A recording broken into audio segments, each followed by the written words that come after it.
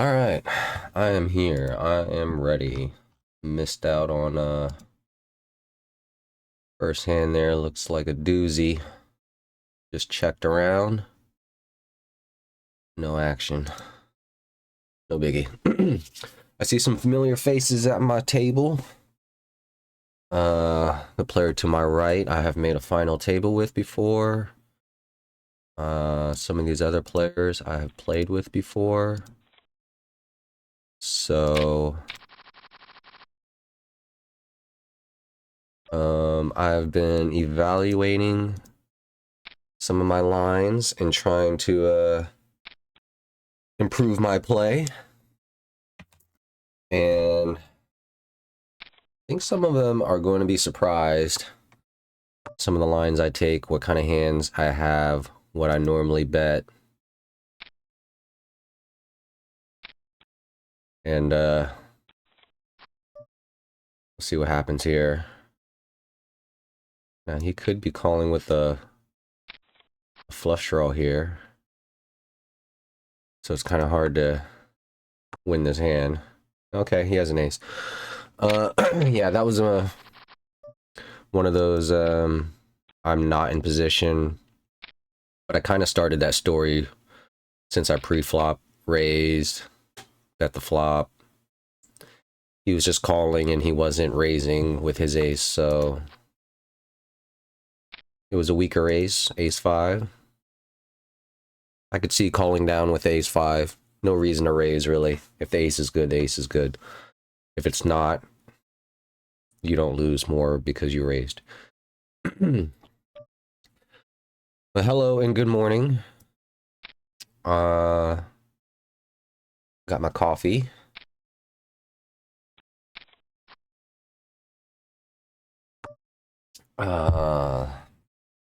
It is morning time for me, and I'm really just trying to get my bearings straight. I should not bet this. They're kind of weak, but somebody might have something. The early stages, okay. He had me out kicked. Probably could have won that if I bet. But early stages of tournament play, very deep stacks. So sometimes when you raise like 5 big blinds before the flop, it's not even a big raise compared to our stacks. So it doesn't really have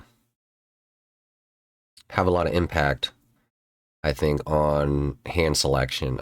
People are still going to call wide. And in the very beginning stages of a tournament, you know, you got your more wild players just doing funky things before their faulty play gets them eliminated. So sometimes you got to be careful. Sometimes they get lucky. Sometimes they just jam with a 10-3 suited offsuit, get some callers, hit a lucky card, then they've got a big stack and they're around for a while. But ultimately, I am trying to work with all of that. And I have a viewer. I have a viewer, and yesterday I was talking about my stream, and I just wonder if this is that person and they could see my cards because I'm live. No delay. No delay. Can't tell who is in my stream or who is watching. Unless you say hello or something.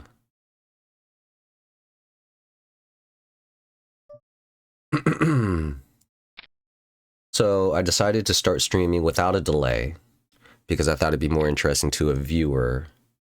You know, especially if they're chatting.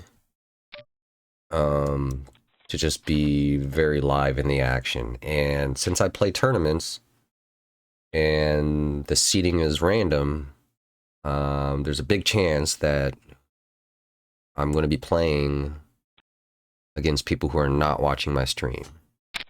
And if somebody at my table is actually watching my stream, then I guess I gain a viewer.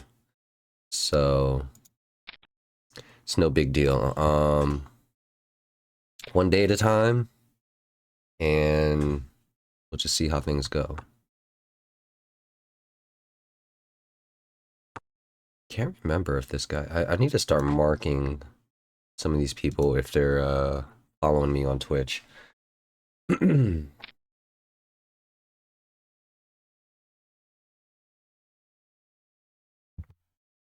But as I'm playing today, if there's nobody to talk to in my chat, I'm just going to talk to myself.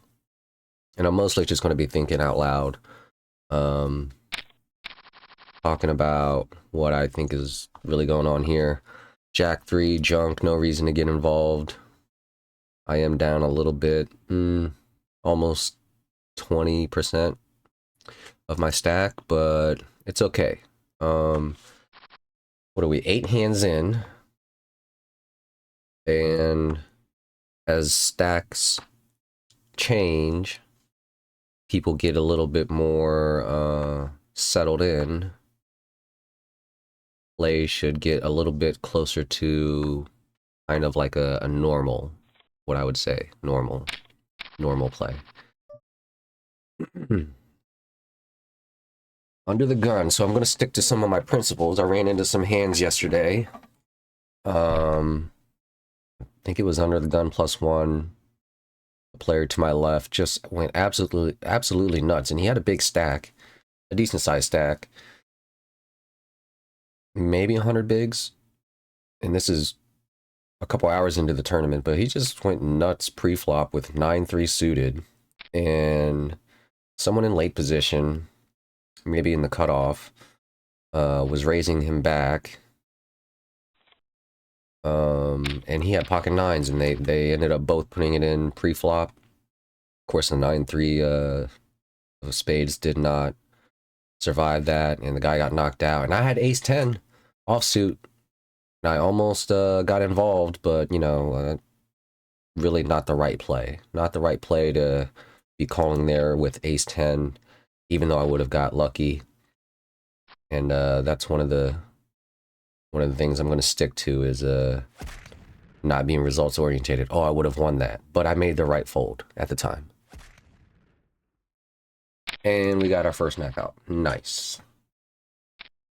Easy one because, you know, he only had like 7 bigs. So it's not damaging to the stack. Okay, this is good. Cutoff should be raising kind of wide here. I'm going to go for the re-raise, try to isolate. And I'm from the small blind. And now we're so deep stacked that the re-raise, he should be calling with anything that he opened with. Now, this is a great flop. What is it? GTO says bet low, but I'm going to bet good because I got the nut advantage. I got the top pair, I got the ace of spades, and I'm gonna pay, you know, charge him. Lost a customer. Who knows though? Who knows? I probably didn't have a lot to worry about there. I'm not worried about a spade coming off. Maybe I might be worried about a higher card coming off and him making a better pair, but you know, I've already got the ace over the 10, so the king, queen, jack, if one of those peeled off on the turn, maybe he might go nuts. Probably not so much if it's a spade. I really did. I bet too much there. That was like 3/4 pot. You know, the whole GTO strategy on a monotone board, on a monotone flop, is to bet about 30%. And that's like most of the time. But Daniel Negreanu pointed out that GTO computer solvers will bet like that on a flop because they're going to play the turn and the river perfectly, but as human beings we're not really going to do that. And it's kind of weird too because I believe a solver would do something like bet low there on the flop, but on the turn, if like another spade doesn't come off, then they bet big, because really from the flop, when you're making a bet, you're kind of asking the question of what hands continue from this flop. And a lot of times, you know, they're going to have that's kind of a big open. I really like the 6-9 of spades there in the cutoff. But I'm gonna play a little bit tighter right now.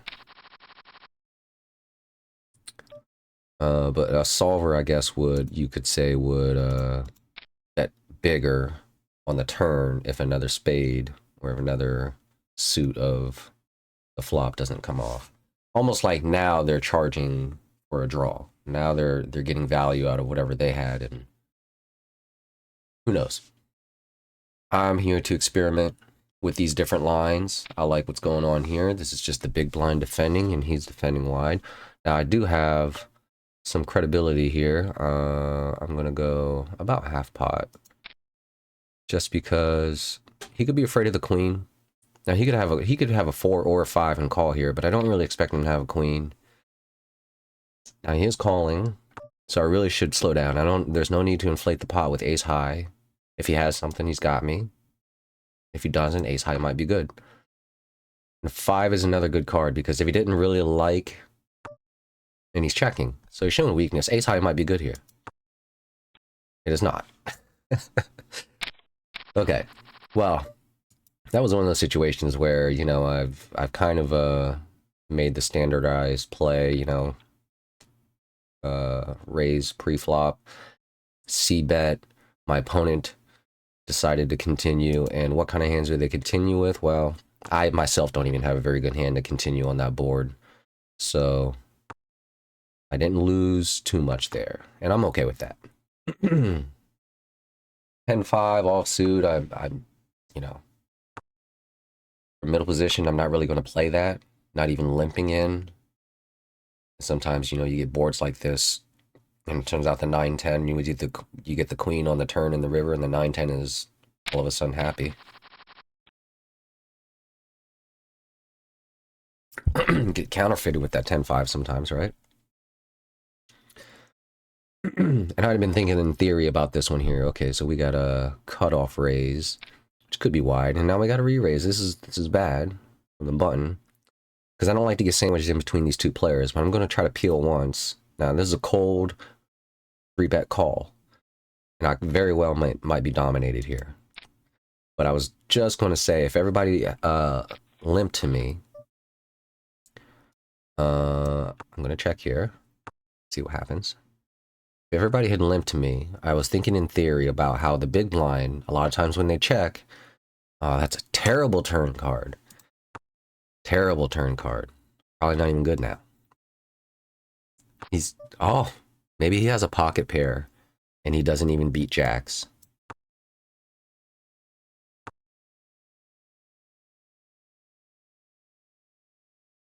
He might, oh. I mean, with the 3-bet, and it's from the button, could it be possible that he has pocket aces, and that's the reason why he, you know, checked the turn? Not gonna call that there. That's a pot-sized bet. That's not the right one. So, okay, there's an ace. I'm gonna say, if he has a, you know, a jack, I'm just chopping. If he has an ace, I'm done. And the pot size bet on the river is just not the price I'm looking for. He could have got value from a jack, or from me, if he had bet a little bit smaller. Man, so much going on. Trying to commentate on what's going on exactly at the moment. And I'm gonna check because I'm out of position. I'm just going to see what they do. They don't bet. Okay. Now there is a draw here, but if they're drawing, they didn't bet their draw on flop. Okay, I'll just take that down. And I'm fine with that. Let me take a look at what Bully McGuire called with. So Bully McGuire called with the ace-4 on that river. So queen, kicker played. Which makes sense. You know, Bully McGuire open, Rasta re-raise, because, you know, open with an ace, got a bigger ace. This one here, this one here, I'm the one who raised pre-flop, but it seems like he's betting minimum, almost like an info. Either maybe he has a flush draw, maybe I doubt he has an ace. But it's one of those things, like he's trying to take the pot from me. And here, I doubt he has an ace, but why would I raise if I had quads? I mean, he might have an ace. I don't know if I can buy this. Try to buy it. And he doesn't buy it. He doesn't believe me. He calls the bluff with king high. Very good, very good. Because it's hard to believe. I raised before the flop. It's hard to believe. What was the other two cards besides the three aces? A 2 and a 6. It's really hard to believe I have a 2 or a 6 in my hand when I raise pre-flop. So sometimes I gotta, you know, take a step back, be a little self-aware. It's like rock, paper, scissors kind of thing. Like, I know he knows that I'm going to bluff. And I shouldn't bluff because he knows that and he's going to call. Sometimes that happens. Oh, and now I'm a little low stack. Well, you know, I'm down to half. I told myself I wouldn't, like, you know, if I got down to, like, you know, we start with 5K. If I got down to 3K or 2.5K, like, I wouldn't just donk it off and rebuy. I've done that previously in the past, but then I thought, you know, I want to assess all these situations and play poker in a more fundamental practice. And, you know, having 48 big blinds is still plenty. And a lot of these pots that we play are multi-way, so... And it's bounty, so, you know, people want to come for your bounty. You know, I might have 2,300 in chips now, but, you know, I could triple up. Okay, now, under the gun 1, I am going to open... Probably should have just opened at 4 bigs. I try to add on a big blind for any callers ahead of me. But you can imagine this as I wanted to open with 2.5 bigs and just added 1 big blind for the under the gun. Now, that's not good because that's the big blind. But with a chance to, you know, Jack 10's a good drawing hand. It's not suited right now, but Jack 10 is good. And this looks good right here for me because 8 makes the nuts. Jack or a 10 is a higher pair. Ace Jack might have me dominated, but they're not going to like this board. You know? I kind of like my equity here against a random hand. As long as I'm not against a pocket pair above me. And 37, okay. Well, he had 2 pair on the turn. I would have rivered him if not. But I had 37% equity against the very bottom pair. That's not too bad. There was plenty of money in the pot to kind of balance that out, in my opinion. I'm not a pro, but, you know, one day I'd like to think I could be. And sometimes I think about these situations and like, well, how do I increase my knowledge and how do I get to a pro level? Well,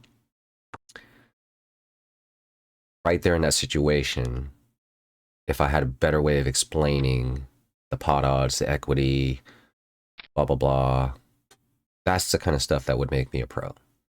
And I'm not quite there yet, but I have a feel for it, you know. Okay, makes it straight. Still got the flush draw, very nice. King 6, flopping 2 pair. No good. You gotta watch out for those sometimes. It happens. What makes a game of poker fun, that you can play with these different types of hands. Okay, the big blind. Not calling that. But, you know, 4 or 5 offsuit. Everybody limps to me, and I check. Clearly, I don't have aces. And not everybody is thinking like that. And, okay, this is a good time right here. Ace King. Previously, I would raise pre-flop. If anybody else had raised with an open, I might 3-bet jam. But I've decided to stop doing that. So I'm going to go for... I'm out of position, so I'm going to go about 4x what their open is. But I'm going to play more boards. More flops, turns, and rivers with Ace-King because when you jam all the time with Ace-King, if you're ever finding yourself in a hand, wow, I kind of hope Rasta jams now so we can just get it in and deny people from getting in on our action. But Ace King's not looking good right now, and this is the reason why, you know, sometimes you wanna be able to fold Ace King. And as I was trying to say, when you play flops, turns, and rivers, if your opponents are paying attention, they can kind of say that you don't have Ace King because the way you play Ace King is you're always jamming with it. And this might be a terrible call right here. I actually know it's a terrible call. I'm a little afraid he has Ace Queen, but this is a bad call, but I'm gonna make this call. Hope he has Ace Jack, Jack 10, and then I'll just rebuy. King Queen. See, I did have him dominated. And that's the reason why maybe they would have folded if Rasta had jammed. But, you know, this is poker. This is the different people we play with in the different situations. Rasta decided not to jam. Who knows what he even opened with. Not strong enough to want to go against another person who raised him. And then two other callers? Okay, I get it. Even though I got out flopped there, and I could have folded Ace King, which is the right play, like I just said, you know, that was not the right call. But also, this is the early stages of tournaments. You know, people are going to pick their spots to gamble. And I was feeling pretty close to what the true situation was. You know, I kind of thought he had Ace Queen, which means I only have one overcard to hit. Well, it turns out he had King Queen, which is the same ordeal, essentially, you know. One overcard to hit, instead of two of them. So I don't really have 6 outs. Terrible spot. But also as a, you know, I'm going to be streaming and whatnot, kind of want to see how close I am sometimes to the right reads. Now here we're going to be in the low jack, or the middle position, whatever you want to call it. And open 5. That's still low, only 300. 300 is a good chunk though, you know. You get enough of these callers and then you got a grand in the pot. Now, the tournament's only been running 25 minutes, but the average stack is up to 7,500. And that is an interesting flop. And we are going to bet like solver GTO style. We're going to go for a third of the pot, because we do have 3 other people in the hand, and anybody could have a flush. Nobody has one. Or, yeah, obviously nobody has a flush, but nobody had a draw either. Interesting. All right, now I'm going to go 4. You know, under the gun. This is a good hand to raise with under the gun, but also very vulnerable because it's pocket 8s. Sometimes I just limp with this hand because I kind of treat it like a small pair that I don't really want to get carried away with unless I hit a set. Now, when it all of a sudden becomes an overpair, and that's an interesting jam. Maybe, hopefully he has King 6. Jack 6, and he has clubs. I could not fade the clubs.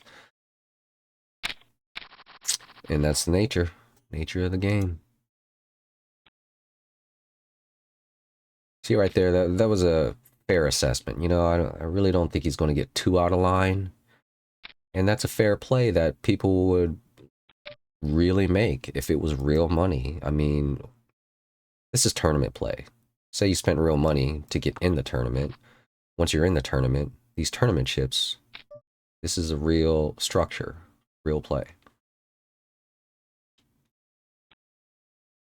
Just unfortunate we couldn't hold up there with the pocket 8s. That would have put us in a good position and got us a knockout.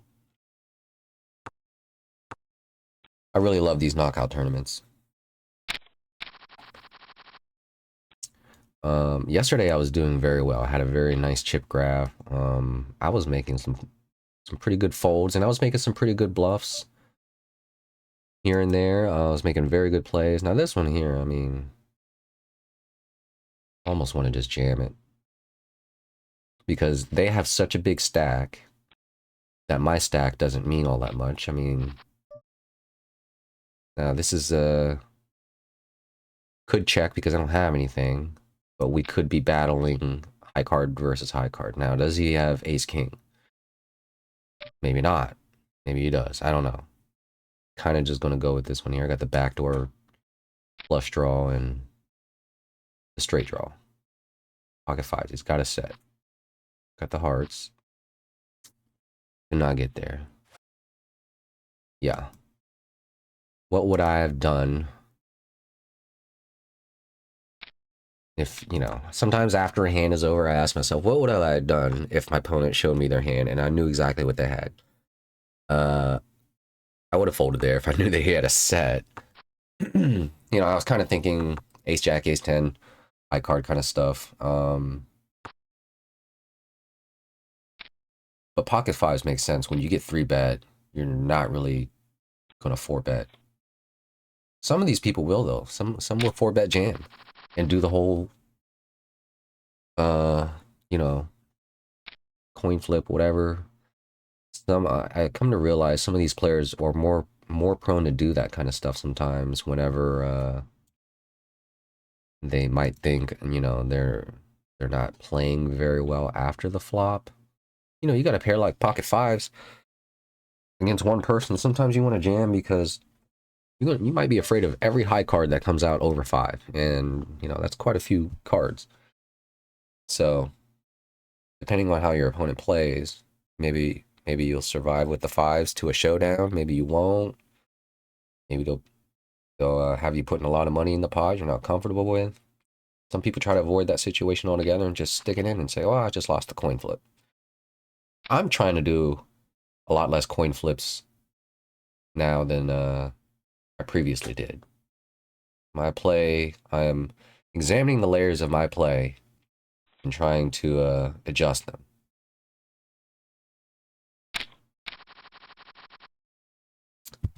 Just like a solver, I'm trying to mix it up. You know, that whole being out of position thing. Sometimes let's see, the blinds are getting up there. Kind of want to call with that, but already it looked like there might be too many callers. I might just continue the chain, give everybody pot odds to come in there. I don't know. Definitely not the strongest hand. This is a curious to me. So he's betting half pot. He did pre-flop raise, so that's a C bet. I wonder if he even has a pair. You know, sometimes I would wonder if his 6 was good here. But then, you know, Val is calling pretty quickly too, right behind. So now he checks. So now I'm feeling like Berjona over here doesn't actually have anything. And he folds. So that's the power of position. Power of position. You could have Val over here could have absolutely nothing and is just looking to play the player.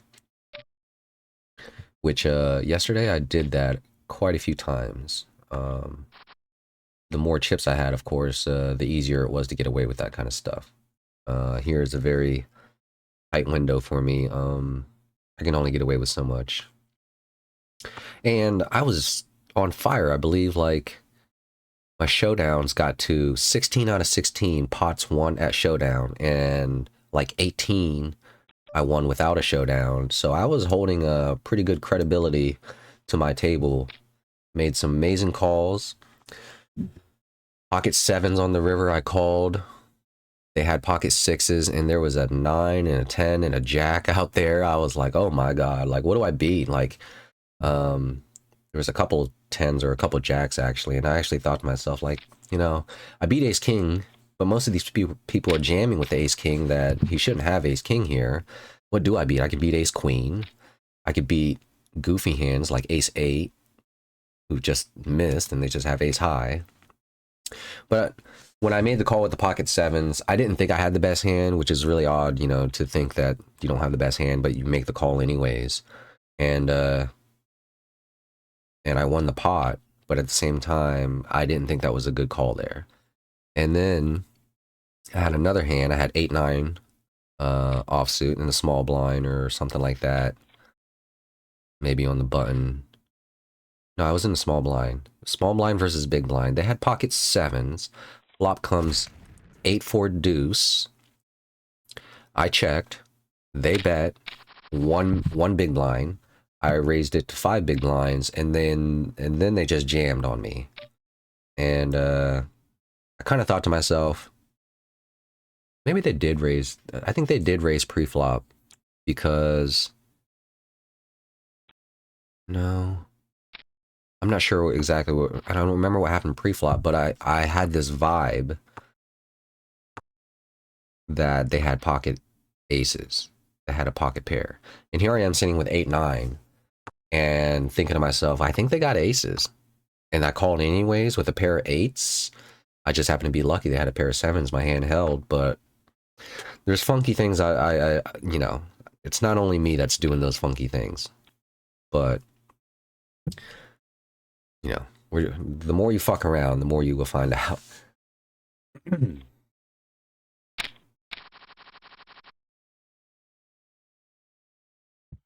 Okay, so yesterday I was fortunate enough to get some hands here and there, and actually connect with flops or turns and rivers and blah blah blah. I'm a little bit card dead right now, it seems like, but there's still a lot of time. If my 8-4 was suited, I might have gave it a shot, but really I shouldn't be. I should not be. We're only 7-handed here, but I don't want to play too wide and just lose all my chips. Kind of waiting for a good one to oh yeah, see, would have lost there. I'm kind of waiting for a good one, you know. Would have lost to the Jack 8, and that's why 8-4 is not that good of a hand. Now, this is under the gun raise, but you know, I'm trying to stick to these sizings that are not just screaming, hey, I have ace king, hey, I have ace queen.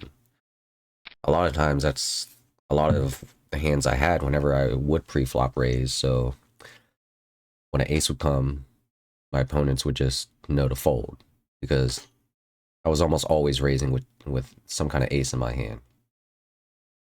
And I wasn't raising as much with things like king, queen, and stuff like that. Now, I got 2 players here. I'm going to target queen or a jack. No callers. It's fine. That's fine. I was looking to try to get, you know, the whole stack in there, so I needed someone to come along.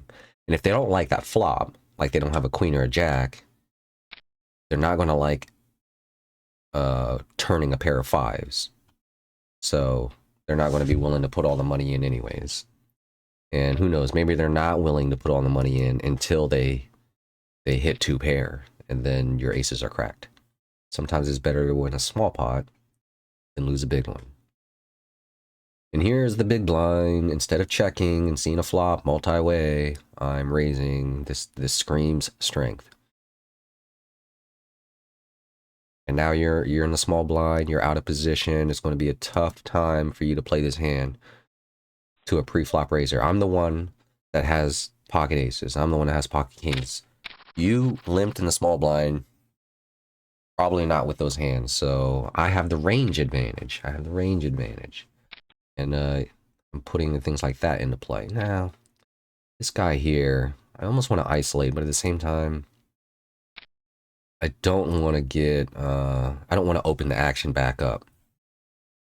And, you know, with these play money tournaments or whatever, you know, we're going to go multi-way a lot of times.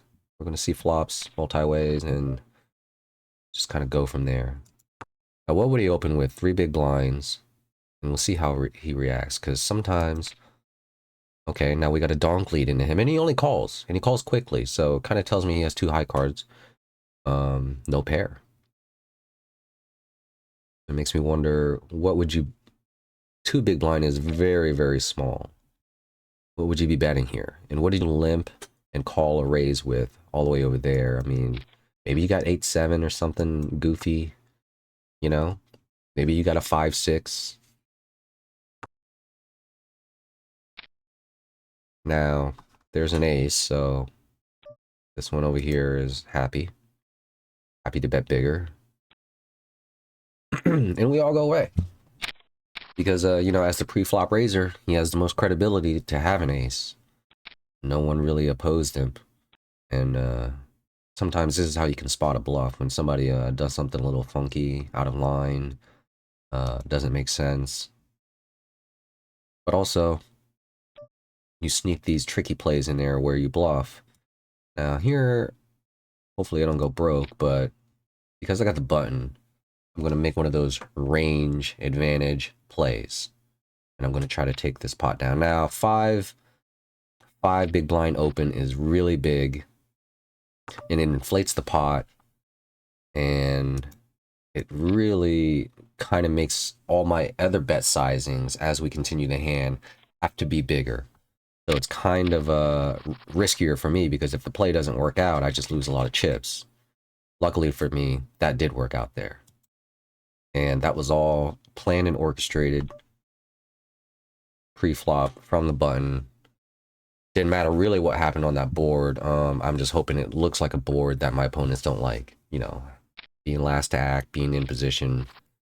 I'm learning to use it more in different ways than I used to. You know, some people there, you know, I got king high, king 6. Flop is queen 9-3. I got no straight draw, no flush draw, and I'm betting half pot. Well, they all checked me, and it's only 2 of them, and they checked fast. So timing is another way. You know, this is online poker. You can't see people's faces, but sometimes you can tell what type of hands they're holding by what they're thinking about. And when they check fast like that, they don't have much to think about. They just have nothing. Some players will get a little better at that and manipulate that. They'll check fast with something. And that's one of the things that I will do out of position also. I could flop top pair there, and I'm going to check to the pre-flop raiser just to see what they do. If they don't bet on the flop, I might pick up the betting lead on the turn. If they bet on the flop, I might, you know, do the check raising there. And the check raise on the flop has a couple things I thought that it could do for me. There is that little trick, and it kind of slows your opponents. It stuns them a little bit, but you check raise them on the flop, and then on the turn, you check to them again, and, well, if they really didn't improve on the turn, they might not want to bet again and get raised again, so they might check on the turn, and then, you know, you've check raised on the flop, and that's the price you decided to pay for the turn and river. And you can kind of do that from late position too. 5-7 suited. Under the gun opens with 4 bigs. I wanted to play it, but my strategy says I shouldn't, and there's a good reason why. You know, 4 bigs would have been down the drain there. Would have got squeezed. Kings versus 9s. And the 9s hit this full house. See the kings there. I can understand the jam because somebody has shown some strength in their hand with the under the gun raise, 4 big blinds, and they just want to get it in there. But also, if you have kings and you do that, and somebody calls you with ace jack, ace deuce, you can never really be mad if an ace hits the board at some point in time because you've never allowed yourself an opportunity to fold the kings. So, you know, you live by the sword and you die by the sword. That's the way you want to play it. Sometimes you will get outflopped, outturned, outrivered. It's like, you know, losing to the 9s, that one's probably worse than losing to ace X.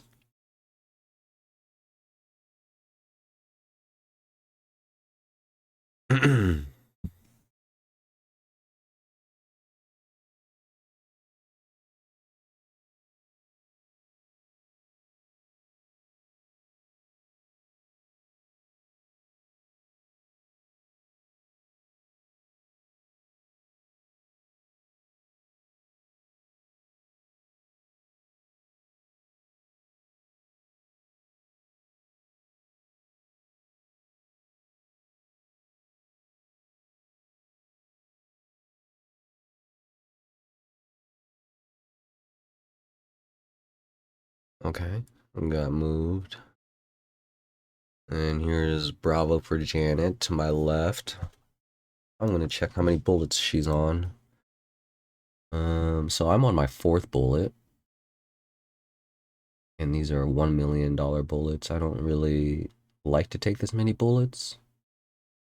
She's on her 1st bullet. So she's probably going to, you know, she's got 2 bigs. She's gonna be in here soon and then come back in. And she's a player that likes to just jam the starting stack with a lot of hands. Jack 8, 10-3, 10 deuce. Very wide. So as long as I have a decent hand, I will call hers and basically kind of gamble with her. It's not something I want to do, but at the same time, because I know this player, I know what kind of junk hands they do it with. Sometimes it's just adapting to the situation. That's what it's about, adapting and trying to get better at that. Who these different players are, how they play. It's a challenge.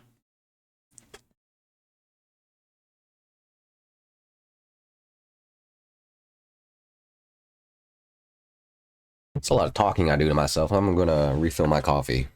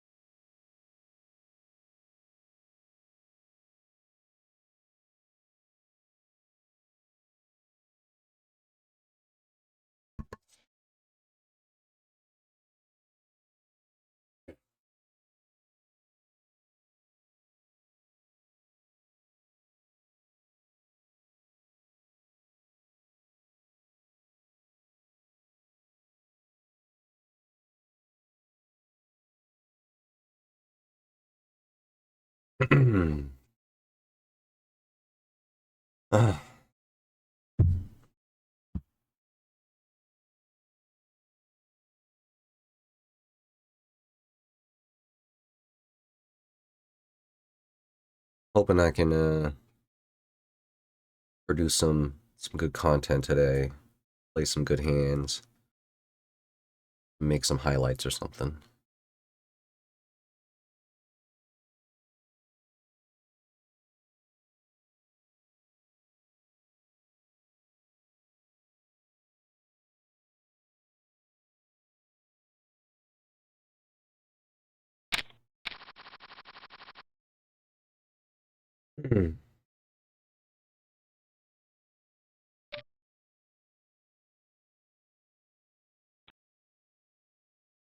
Yeah, and it's all in.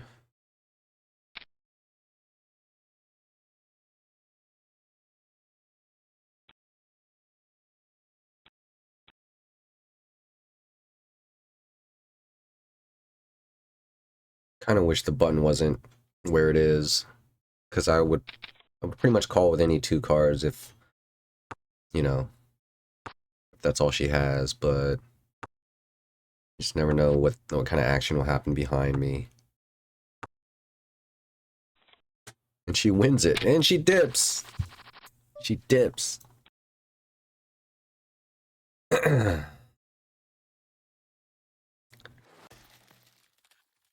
Who threw that? Spike.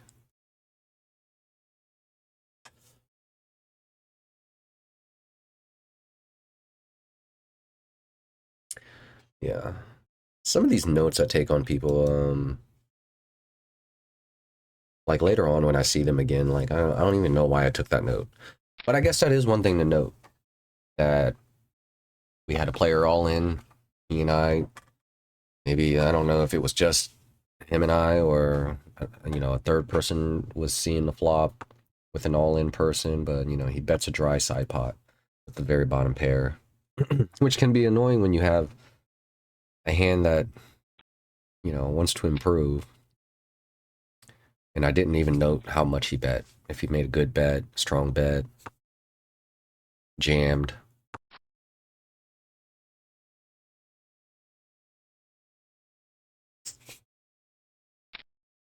But I guess I can take away from that note that, if he's betting into a dry side pot, he's got to have something, right? Well, that probably could be said for the most part for a lot of people. And now we got Janet to our left. Ah, that's okay. Because, well, she and I will be in hijack and cutoff next hand, which is not ideal. I kind of wanted us to both be in the blinds. Now, this is just an open jam from the small blind. It's kind of if you had a good hand there, that's kind of a waste of it. Some people are like that. They just want to play trappy. They just want to get somebody to gamble, stick all their money in, like Janet might do right here. And that's how they build their chips, but they don't improve their play. And I'm kind of surprised about that jam. Queens, okay, see, this is the trappy stuff, But you didn't get the bounty. Oh, now here's an opportunity to get the bounty. I'm gonna limp. Oh no, if they raise, it doesn't reopen the action. I would need somebody else to raise so I could re-raise. And then push them out. Like that. Or I could just call and then outplay them and get them to fold. Unless they have a good hand. Now this is a good flop. I like this. I got the diamond. Ugh. What if they have an overpair, huh? What if they have an overpair? Well, it looks like we're going to be pot committed if we call this, so we might as well just jam. Looks like they're trying to push me out. And they got kings. And Janet makes a straight. Ah, fifth bullet incoming.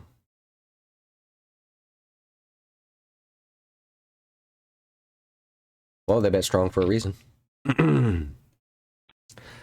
Sometimes you don't want to think too much about, like, I really want these bounties kind of thing. Oh, Janet, you're supposed to jam there. At the ace-jack suited in the big blind, you're supposed to jam there. Now this guy, ugh, make me want to jam. Well, I want to isolate. And they might jam. And if they jam, I'll probably call. Okay. I'm going three-way. And hit a king. And I would have lost to the nines anyways. This is not going all that well. And sometimes, after so many bullets, tournament not starting well and going well, I might just say screw it. I also thought about the time frame of when I'm streaming and playing these tournaments, depending on the field. So there's 116 entries in this one here, but for me in my time zone, the afternoon and evening games have a lot more players, so maybe some more of the weaker players that I could take more advantage of. I'm not saying I can only beat bad players, but some of these players, they take some of the skill out because they're just doing too much. All right, so aces here. Let's see how much I can extract and not lose the pot.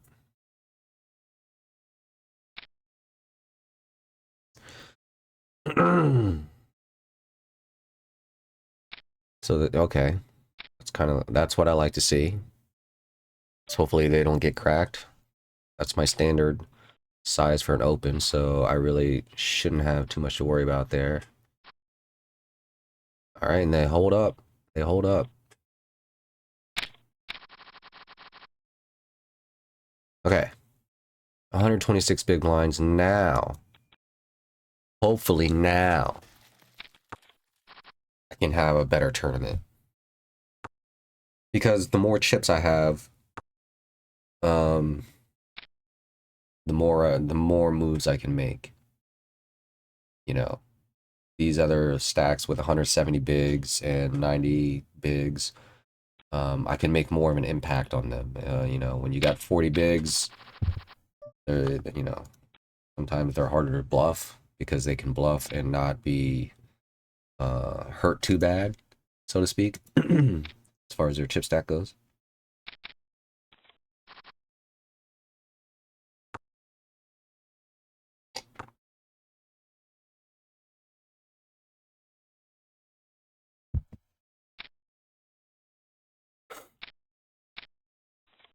Curious how this one will turn out.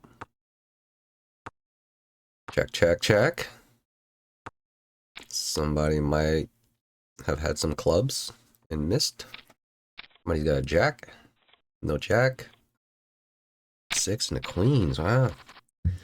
Good time to pick up queens, and nobody had a king. And now you're back to 4K, which is, you know, close to starting stack, so saves you a bullet there. I'm just pop it a little bit. Maybe they fold here. Or I just gave myself a range advantage.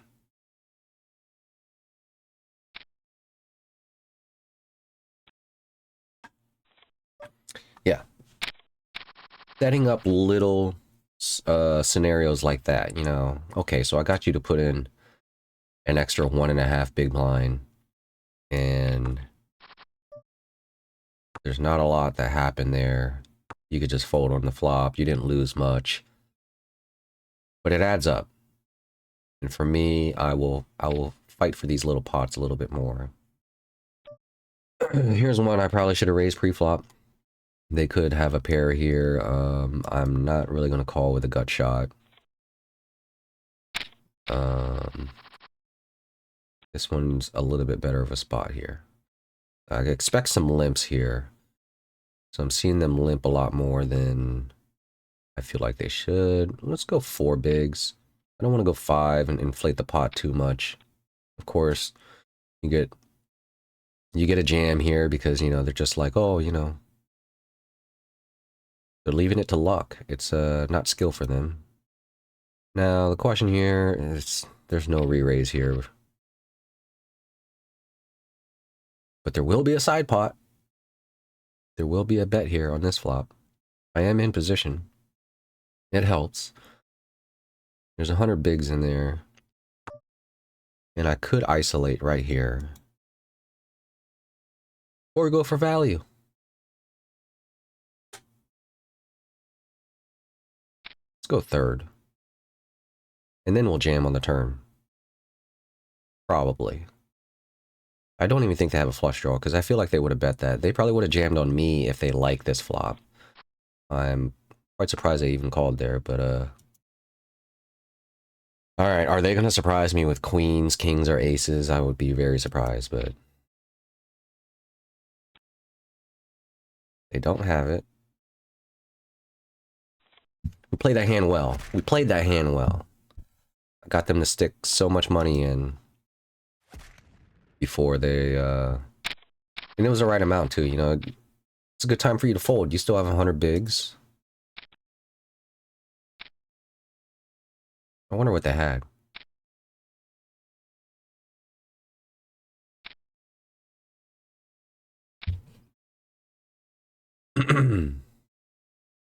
Now the tournament's taken off. 183 bigs, third place.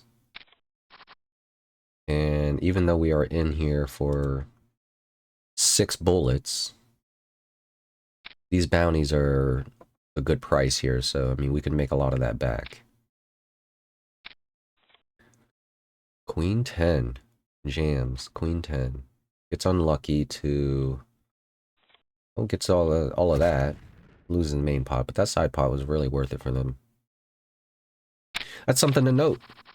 They're going to jam with top pair, even though the 10 kicker is not all that great. Maybe they're trying to protect their hand against a flush draw, but a flush draw is probably calling you anyway, so there's no reason to just jam all the money in. I'm surprised that King 8 called with the middle pair. No other draws. Queen 4 of diamonds. I mean, they got a backdoor flush draw, and they've got the top pair, but no kicker. Grant Sexton continues to just jam his stack, you know? I mean, the average stack is about 9,500 now, and what, he's only got half of that, so... And don't feel pressured by that. You got plenty. 37 big lines, that's plenty to play like a normal poker hand. But all this jamming here, it's just gambling. Gambling is fine. Some players will do that, and as you can see, that's one of the things I am dealing with. Sometimes, when you ask, how do you beat a player like that? Well, sometimes you just have the hand when they jam. Like ace 5, makes the call, takes him down. Bye-bye. You just wait until you have the hand, and then they jam, and then you just have it. You take advantage. Here's a good one from the small blind. I don't like all these limpers. I like to try to isolate here. I'm probably going for a good pot size raise from the small blind. Just, that's 1K. I've got to make some kind of impact, and they're still limping. I mean, they're still coming. We got one folder at least, the big blind. And Joni, this is more, 1K to her 8K. That's more of an impact. Now here's a tough one here. Top pair. See who's got a spade and what they do. What happens if they jam? What happens if another spade peels off on the turn? It doesn't. What if they have 2 spades and they're trapping?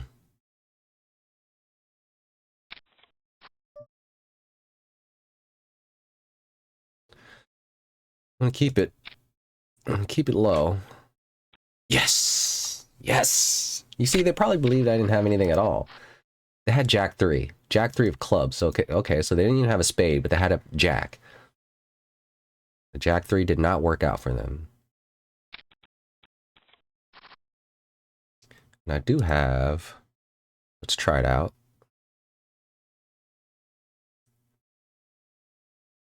What happened? Where's my thing? Oh, what?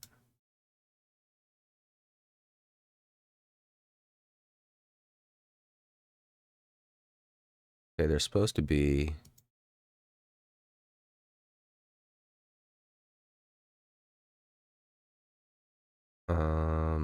Let's go back.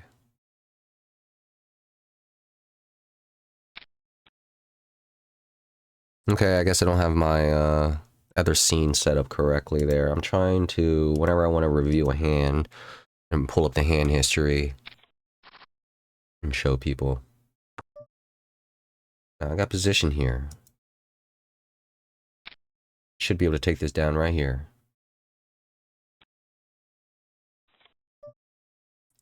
Feels good. Feels good to be able to make these plays and they actually get through and they work out. I mean, with a flop like that, they could have had any pair there and just decided to hold on to it, not let it go. But as you can see, I'm 12 hands into this bullet, and I've won 5 out of the 12. So I'm building up credibility here. I've taken a lot of chips from this person. That's got a little bit of an impact there. Probably shows that I'm willing to take a lot of their chips too. Now, third pot on the river there. I wonder if they would have called any more. You know, to them, they had top pair. No kicker, of course, but they have top pair. They might have called a half pot. Might have even called more. Who knows?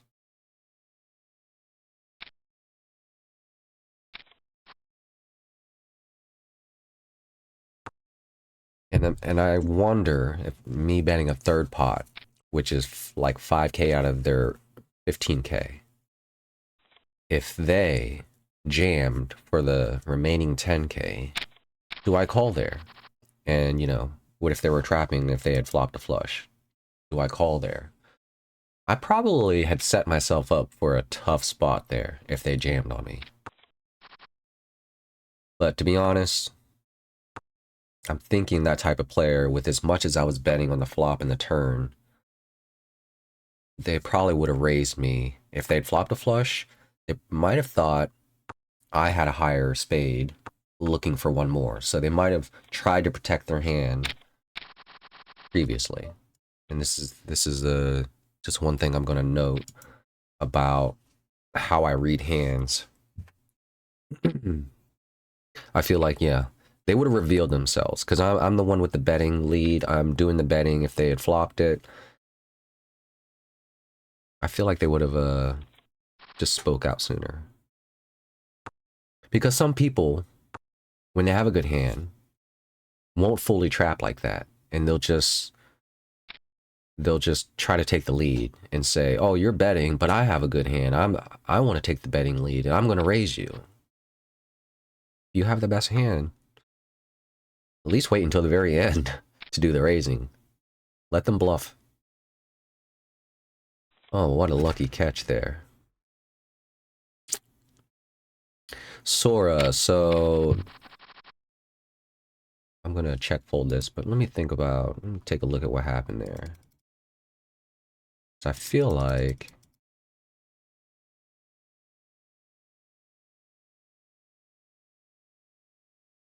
they just check called. They even called from the flop 9, almost 10 bigs with queen jack of spades. I guess they had 3 to the royal flush, but sometimes these people have this condition where they have like, oh, I've got queen jack suited and the flop's king high, but I'm not afraid of that king. I've got queen jack suited. 2 pretty looking cards, and I'm just going to hang on to them and see what happens. And they'll lose their money or whatever, and then, you know, the tournament gets tougher whenever the field gets smaller because only the best players are, you know, left behind kind of thing. And, you know, maybe some lucky ones here and there, but for the most part, that is a little bit of a suspicious raise because that is a small raise. And it's from the button. It's a little bit of a pot builder, and it's not really like taking control kind of thing. I don't want to donk lead. I kind of feel like I'm very suspicious that they even have aces. Okay. They have some kind of pair or something. That was a legit way to play the hand.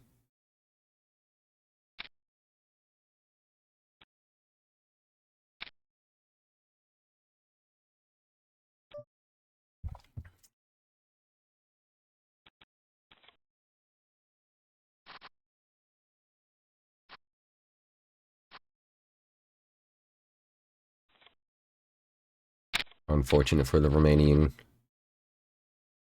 Had a big chip stack until I took most of it, and then she's just been downhill ever since. Let's see.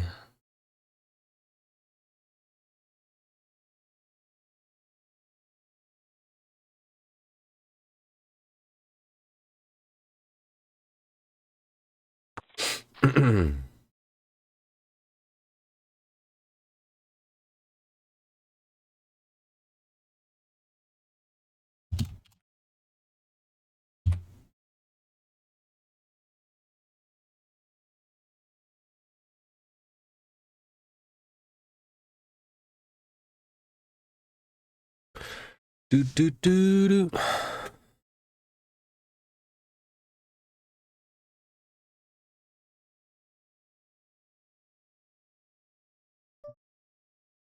I'm gonna fold this.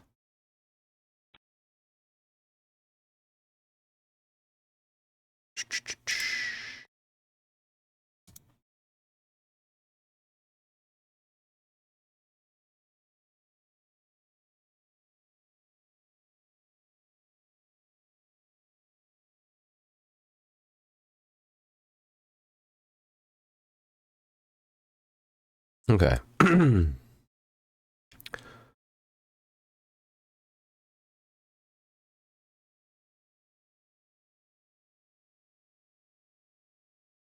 Well, I recreated the scene to review hands.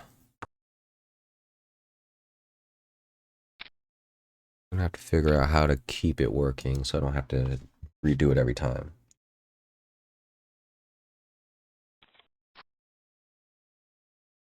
Here's your reminder. Coffee's all gone. Drink water.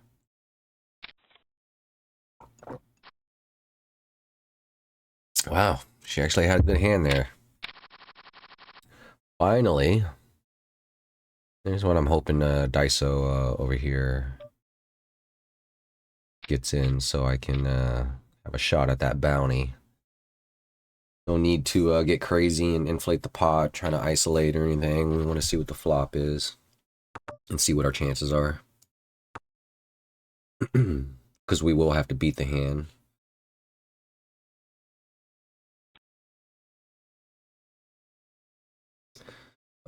This is not a call here for me.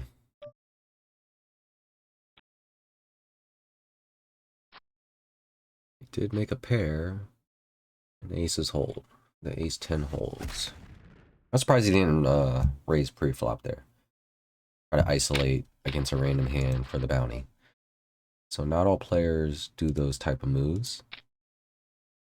Ace 6 offsuit, not very good, especially under the gun. But I'm just gonna try to get a look at the situation here. She could very well have King 10 or something like that, and I could be in the lead, but I'm just not gonna call out because that's too much for me to risk. Really? 9K without seeing any cards. My hand's not that strong. Queens. And there's an ace jack floating around there. Good fold by me. Good fold by me. So, you see people playing their hands in this manner with the, you know, pocket queens and things like that. Like, when we are playing boards, very unlikely that they have those hands while we're playing boards. You know, so you don't always want to play your hands one way. You want to mix it up. I think they could have an ace here. I don't see any reason to bet. They got the range advantage.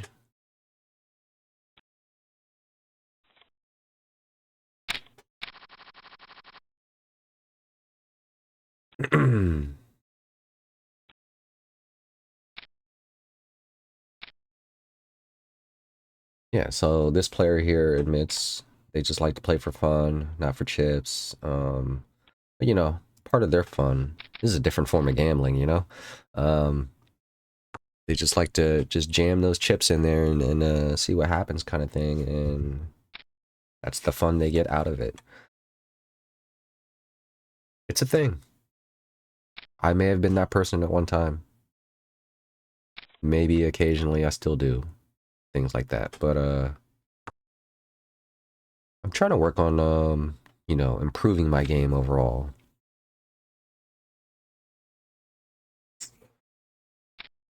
He's got to have an ace here. Maybe even a straight. Queen jack, two pair. All right. Loses to the straight. Cracks ace king. Hey, we got somebody to our right. Joni over here. Didn't pre-flop jam with the ace king. I'm surprised. We get a little shot at the bounty here. I don't know if I should re-raise because I got the button. Try to scare other people out. That wasn't a very big raise, so it really didn't scare anybody out. Okay. Silly me. Yeah, no shot for me. At least they had a shot with their 9 to make a straight. No shot for 7-10. But you know, I'm glad sometimes people just jam and make the pot odds of calling so bad for you know all these weaker hands that it's easier like to get away. So I had 1K in there and he's jamming like 12, 11 or something like that, and it's just like, well, I don't have that much invested, so I'm not calling with the 10-7 offsuit. But all for the bounty. That was kind of a misstep on my part. I've got to tell myself, don't worry so much about that bounty. And your hand's not very good to try to isolate, push other people out of the pot, so that way you can have your hand one-on-one against this random hand. You might not win, so yeah, hindsight. It was a terrible play by me. I just lost 1,000 for nothing. Now, this guy over here, I'm just gonna limp. Sometimes you gotta limp. I was gonna raise the blind because you know, I like people to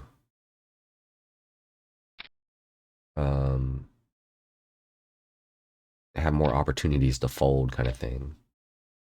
Well, I attempted to play there. Good, nice hand. Kind of surprised to see strong king on the dealer button with no pre-flop raise. Kind of thought, you know, against the big blind got to check.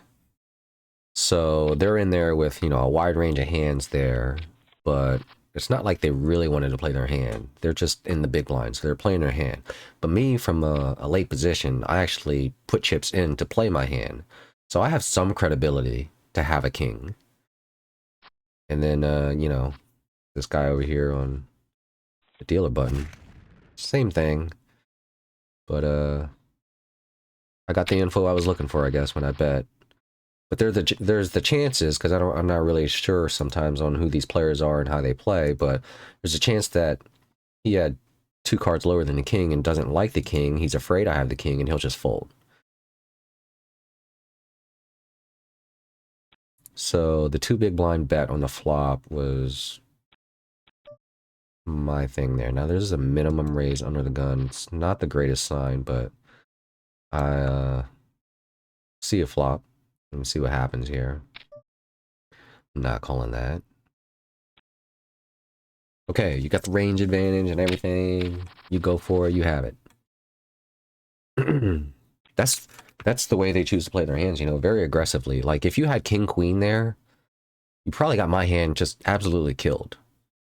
And instead of milking my hand, you're betting full pot, stuff like that. What would he be jamming with that I could be comfortable? I'm gonna try it. 7s, okay, we'll take a coin flip. And he hits a 7. 8? No. Coin flip gone wrong, but you know, 5K when I've got 35K. Sometimes I do it. Sometimes I will take these hands. Sometimes I will gamble some. We are getting to the late stages of late registration, and players who are hopping in for the starting 5K have like less than 20 bigs, and a lot of times that is the move they would like to do.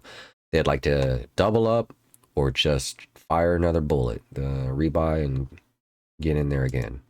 Because they want to get close to the average stack, and they don't have a lot of time to sit around and try to win these pots, or at least they're not patient enough to do that.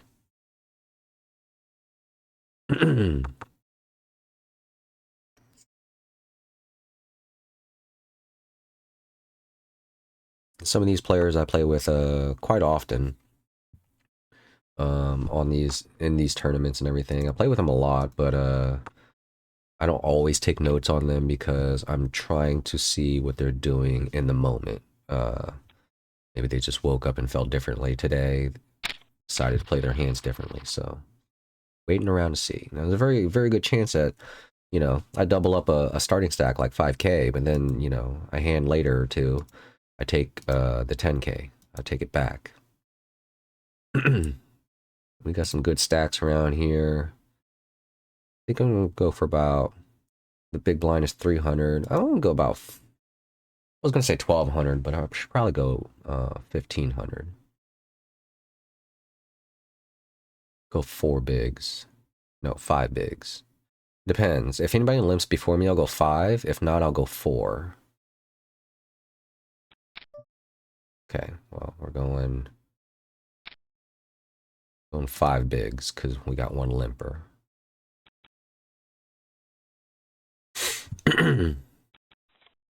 And no caller. That's fine. Jack sometimes is a hard hand play. When you get action, you know, they might have you over cards and then they might hit. Never know.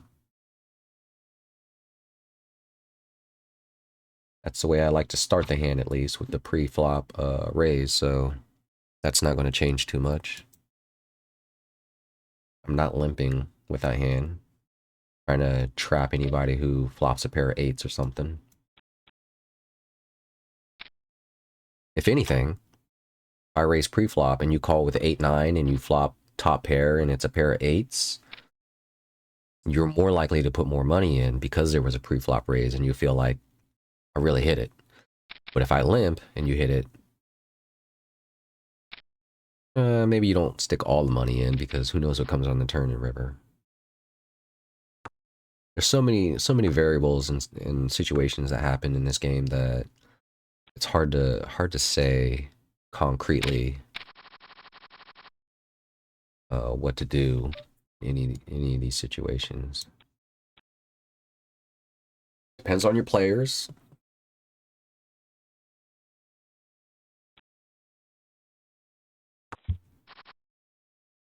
Oh, I missed a good flop. Missed a good flop.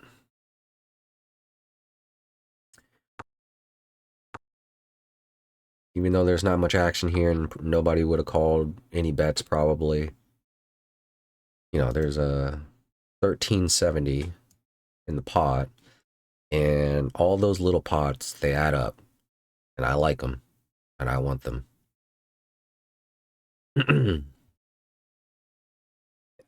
Yesterday I probably had a soft table. And that's probably why I got away with so much of the plays I was making. But I raised, I think, from the cutoff with the 8-9 offsuit. Got one caller from the small blind, and there was an ace-high flop. And I bet flop, turn, and river about half pot every street. And they finally folded on the river. But I know they were giving me credit the whole time for an ace. Because I had the range advantage and whatnot, pre-flop raise, all that kind of stuff.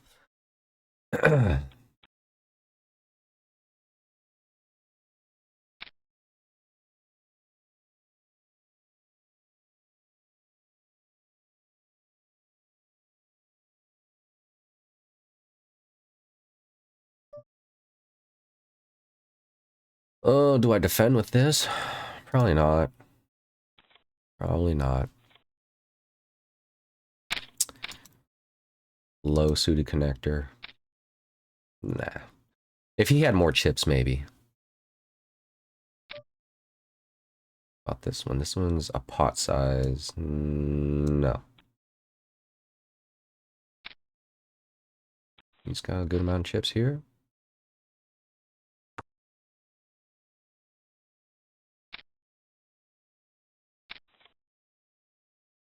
Top 2. See? Jacks, that was a terrible play. That was a terrible play by the Jacks, you know? Because you're pretty much only getting called if you're beat. So, win a small pot or lose a big one. You gotta reevaluate that play. I mean, I've kind of learned that one thing.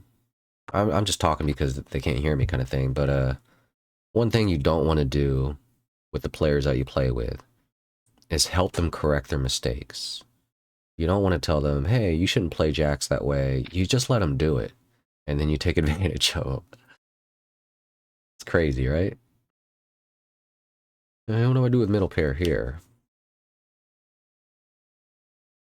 It seems strong because it's small blind and he's betting into 4 other players half pot. He could very well have a king. He could just have a draw.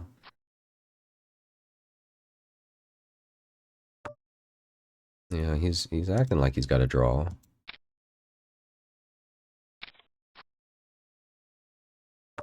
Queen Jack, Ace or 9,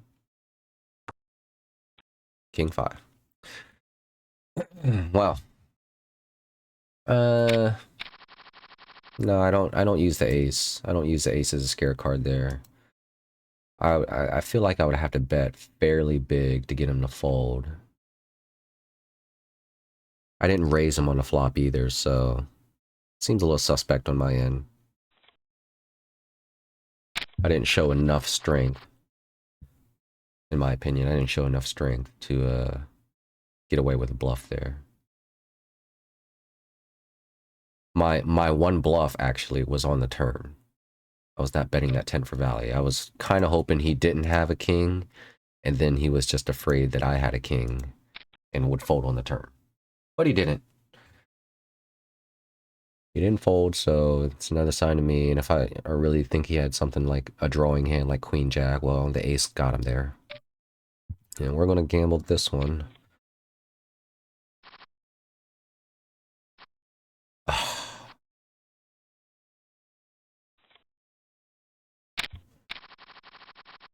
Didn't hold. It's alright. It's alright. Thankfully, he didn't have a lot.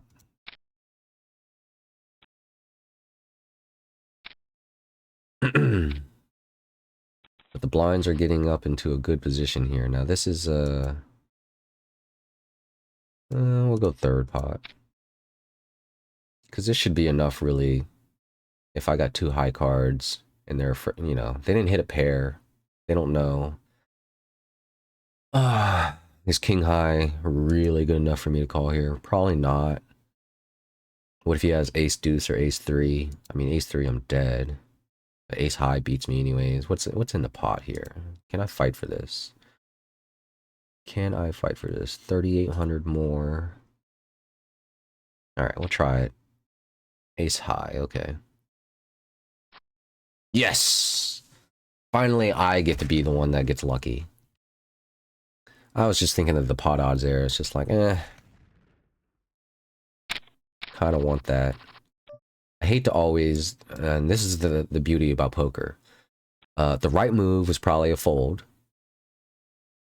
but sometimes you can make the wrong move and still be rewarded.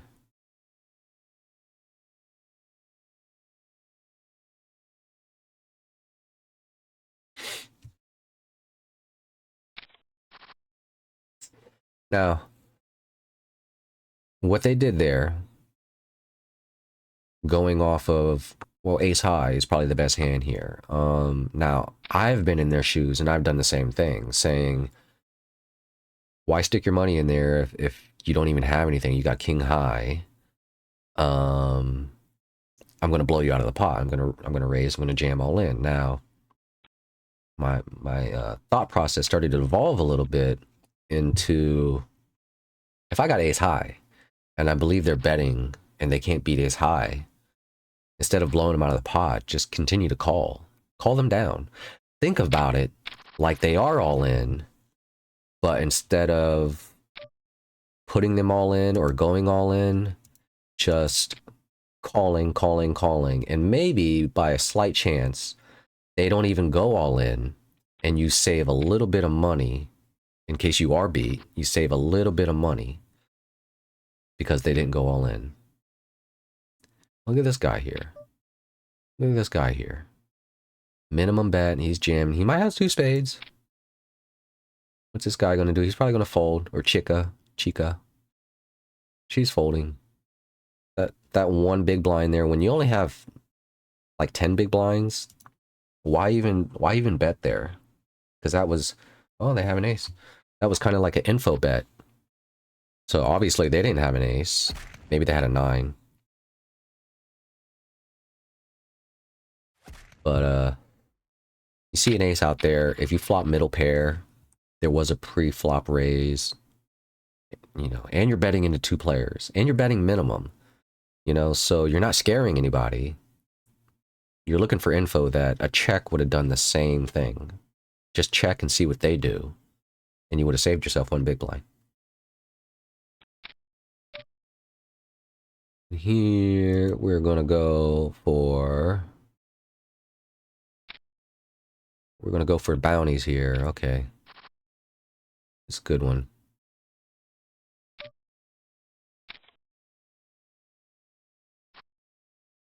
And they're drawing dead. Easy money, baby. Let's get it back. What are we in for? 6 bullets.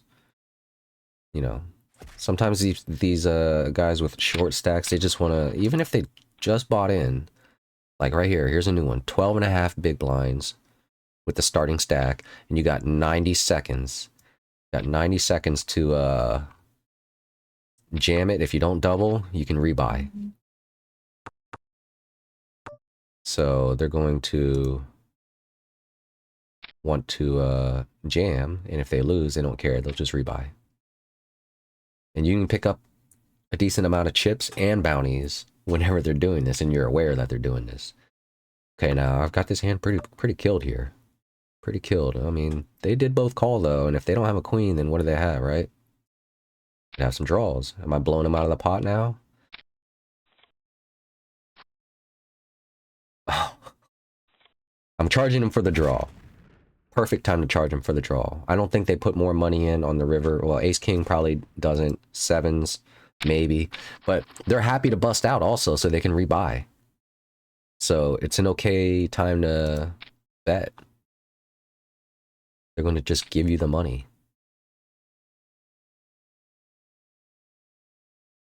Now, I'm making it 2K and you got 5K. You could jam, and if you do, you reopen the action for me. And you didn't. Another good flop. And I'm calling that. And we got the same hand. Oh, they made a flush. Heart. Oh.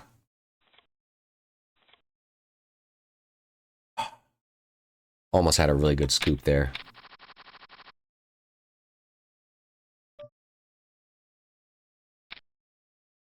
Jack 10 is not good one to call all-ins. But right now I got the range advantage. And rebuy period is over. So it's nice to recoup a little bit of chips there. 6 bullets, so 6 million in this tourney. Got 7 knockouts so far, but 55K stack. This is pretty healthy. This is good. I've recouped almost 2 million back from the 6 million buy-ins.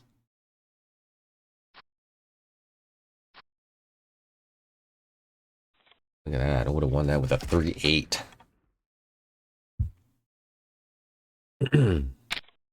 And sometimes people see things like that, you know, like, oh, my junky hand, I missed out on getting lucky. So it entices them to play more hands to try to get lucky. Now, this guy here, I'm hoping he just folds. I'm hoping he just folds. Okay, so he had a good hand. But that was probably a terrible decision there also, just because the rebuy period is over and their chip stack is so small that they don't even care if they bust. And what is 2-3 offsuit beating? Even if they called with 9 high, they'd be surprised, but they're winning because they didn't really care anyways. They probably didn't care. I've seen some players, though, go as far down to like 3 big blinds, stick 1 big blind in there, and still fold out. Like, they're hanging on for dear life, still waiting for the right moments. Here I should have been in here on the button. I wonder if my club was good.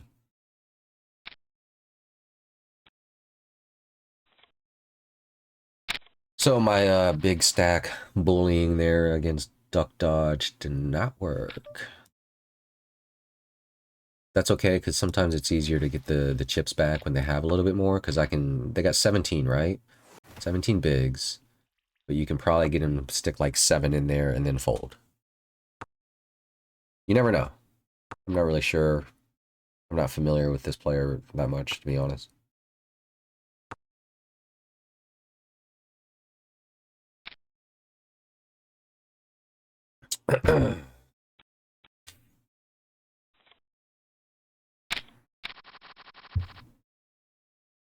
All right.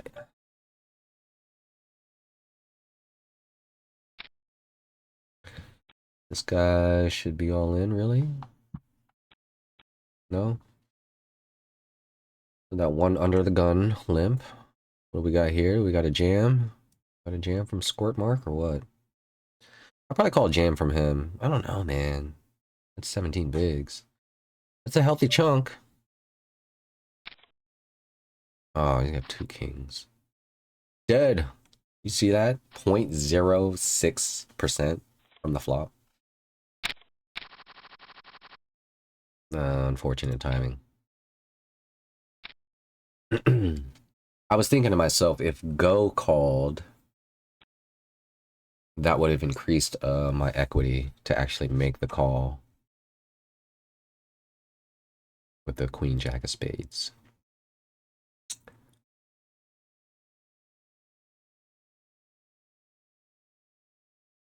And I don't know. Squirt Mark, I mean, should I have thought, well, he's got to have a big hand. I mean, he's got 17 bigs. There's no reason to jam there. But, you know, if he calls 4 bigs when he's got 17, that's like 25% of his stack. So he's essentially pot committed there. And Spike is doing some interesting things here. I wonder if Go will re-raise if I call. Try to peel one off. I was hoping for a diamond or a jack or a 9. So I'm losing equity here, and I'm out.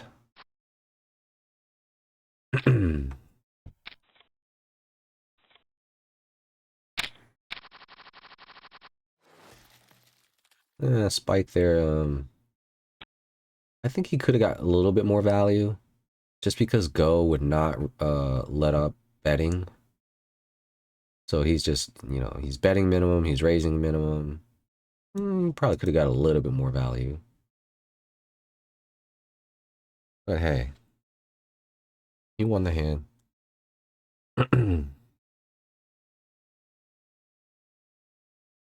That is a big open from under the gun.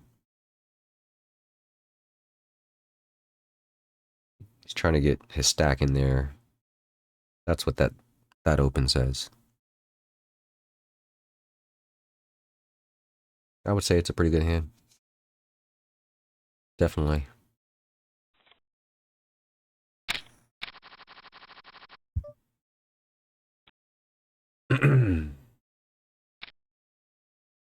Yesterday I would have a stack like this and catch players with decent stacks making some either big bluffs on me or just big mistakes in general.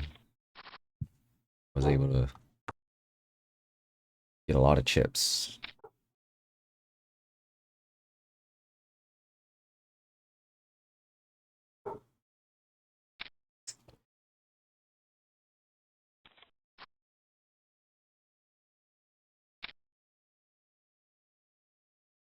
Betting low, betting low. Is he on a draw?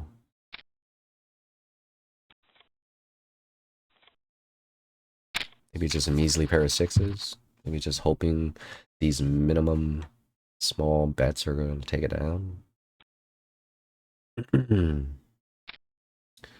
Okay, we got it all in, and I'll call with an ace-5 and be dominated. We chop it. Yeah, that's a good flop.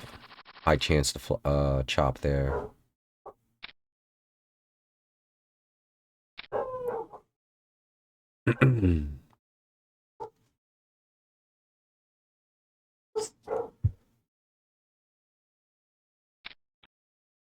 Okay, now he's trying to isolate, which is fair.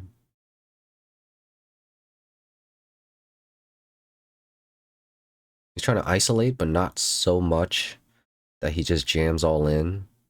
Like, he could probably be okay with getting another caller and then playing a hand against one other person, and he doesn't even care if he loses the main pot at that point.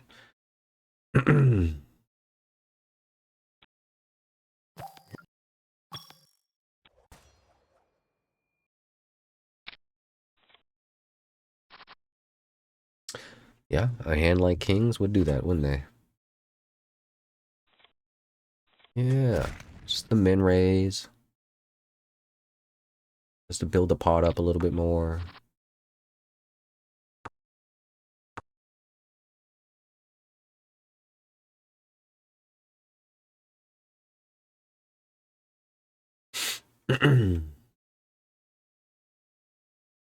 So registration is closed. There's only 55 players left. So many short stacks that, you know, getting in the money should not be hard here. I'm probably gonna maybe tighten up a little bit. Or just not be too loose with my chips. This is a good time to pick up a lot of bounties. But at the same time, my chips are very valuable.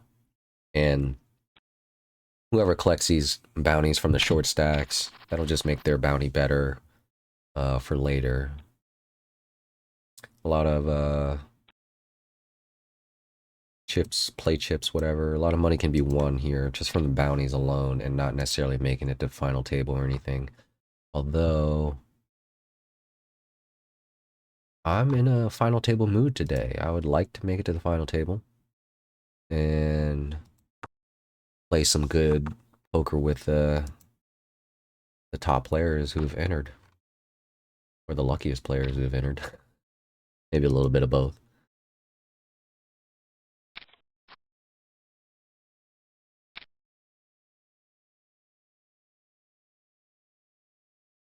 Interesting. A very fast minimum bet.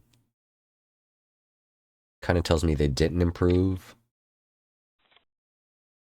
from whatever they had on the turn or flop or whatever. Hoping they don't get raised and blown out of the pot if somebody had a straight. Now, this is a time that I should not be... I mean, 9-5 is not a very good hand to try to go after these bounties, because I would have to get lucky enough to really hit the board. They might have a short stack, but since they're present, I will actually have to show a hand down with them to beat them. So it's hard to bluff the short stacks. They're pretty committed, pot committed anyways. All right, I'm gonna take a little break, get some water, use the bathroom.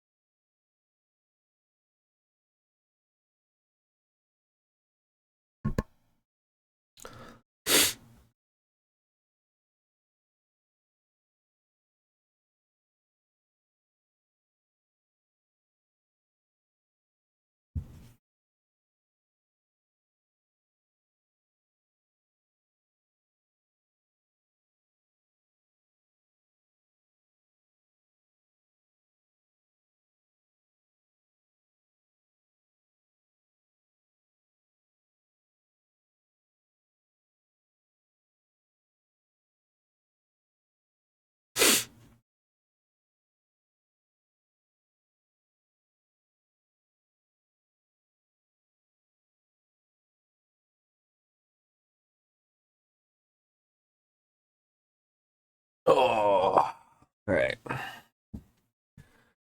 far as the tournament goes, this is,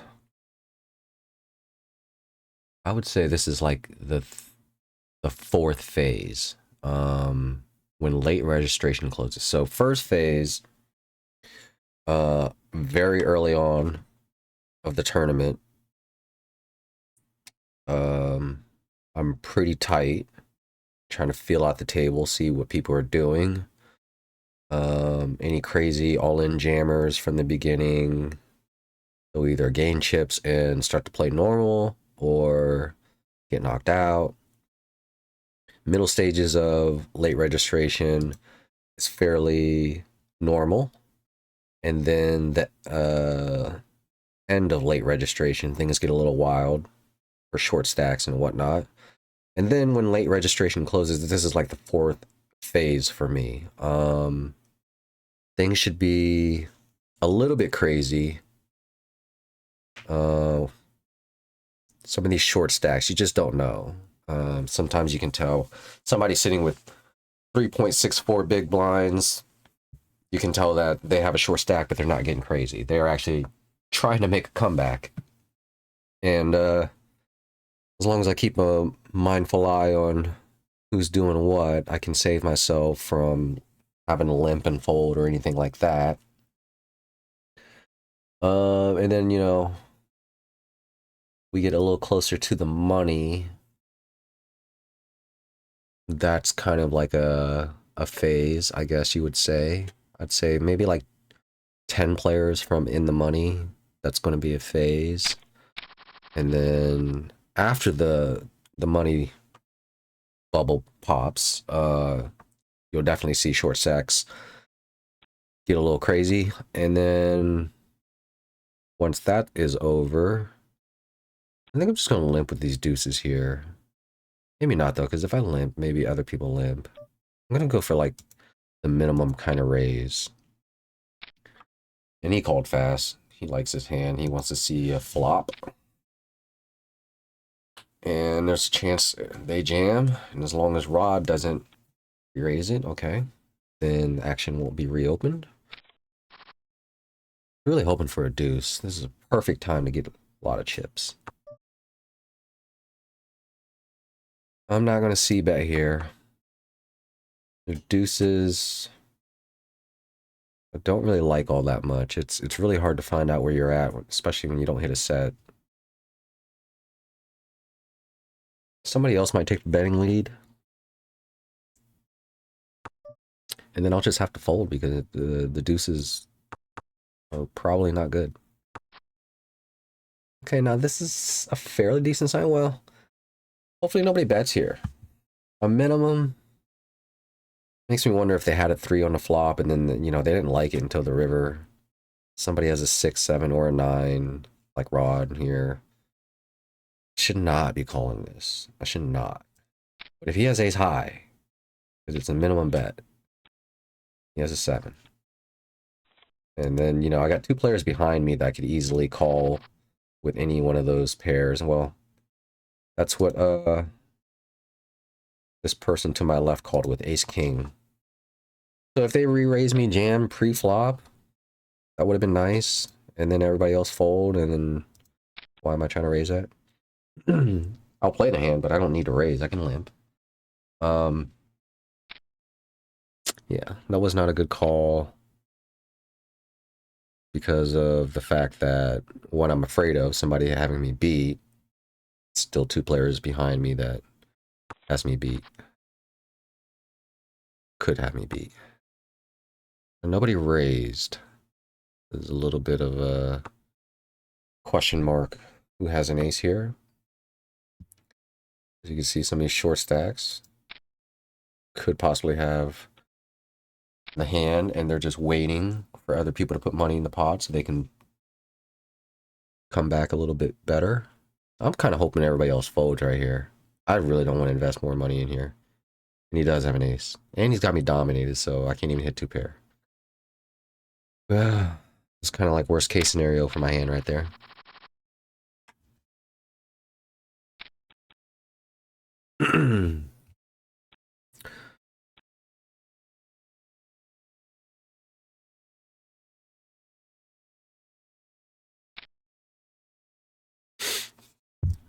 Take a look at the chip graph, because I know it's going down.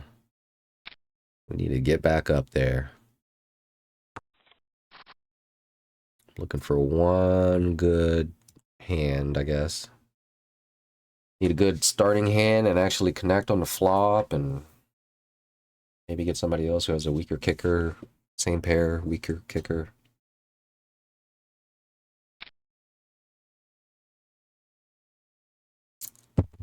My attempts to just to get people to fold and win these small pots hasn't been working out all that well.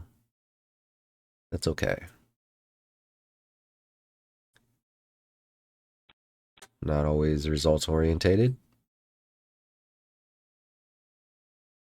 but also doing too much and being unsuccessful sometimes gets other people calling me more because they see it's not working out for me. Because they see more of my hands and they see what I'm doing, what I'm betting with, what I'm bluffing with. Self-awareness. Got to be aware of the image I'm portraying on the table. This really is a jam or fold for Doug. Maybe, I don't know. I mean, you're pretty pot committed if you call. You'd be putting in 3 out of 9, so it's like 30% of your stack. I mean, to me, I would think you're just pot committed. You might as well jam or fold. Not everybody plays that way.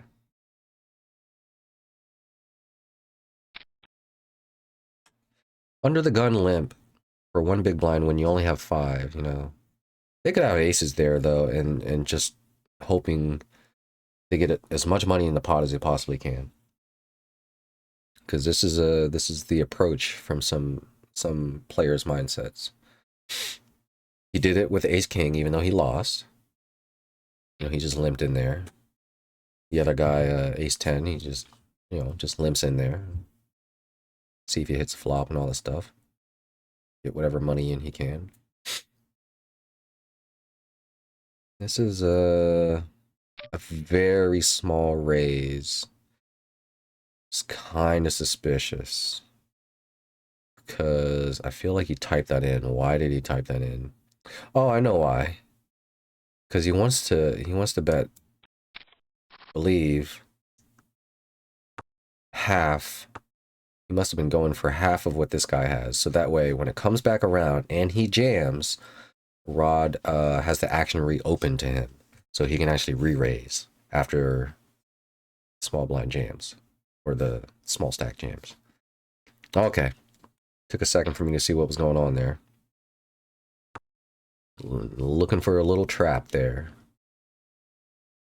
You know how I know? Because I kind of do the same thing. And we'll, you know, we'll do the same thing. It's a move. It'd be nice if I could take this person on heads up. It looks like it's not happening. I don't have a very strong hand anyways.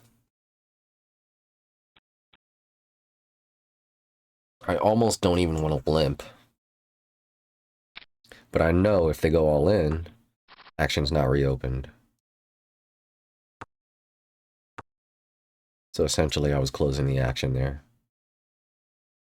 I doubt he checks.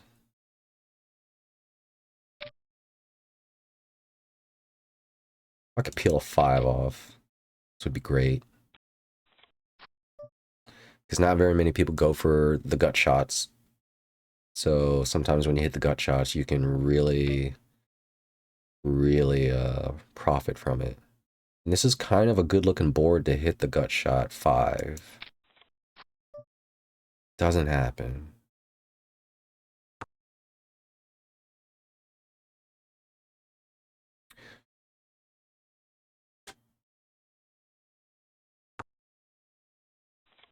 Three, 7. That's why his bets were so low, which is fine with me. So if I hit the straight, he's not sticking a lot of his money in there with the 3-7, so. The paradox, huh? Pay a cheap price, but if you hit, it's not even going to be worth it. This guy finally jams, but the action's not reopened, so Carbo's over here can actually call. and try. I'll flop 2 pair. I'll take that. Oh no. Oh god. Say if an ace hit on the river, you know, my 2 pairs counterfeited. At least I get some of the chips back, and I got a bounty. That's what I was needing. Okay, now everybody here, well, these guys are short and they limped. Very possible if somebody here re-raises just to force these guys in or something. But I like what I'm seeing. We're doing a lot of limping here, and we're playing flops and, you know, everything multi-way. Good opportunity.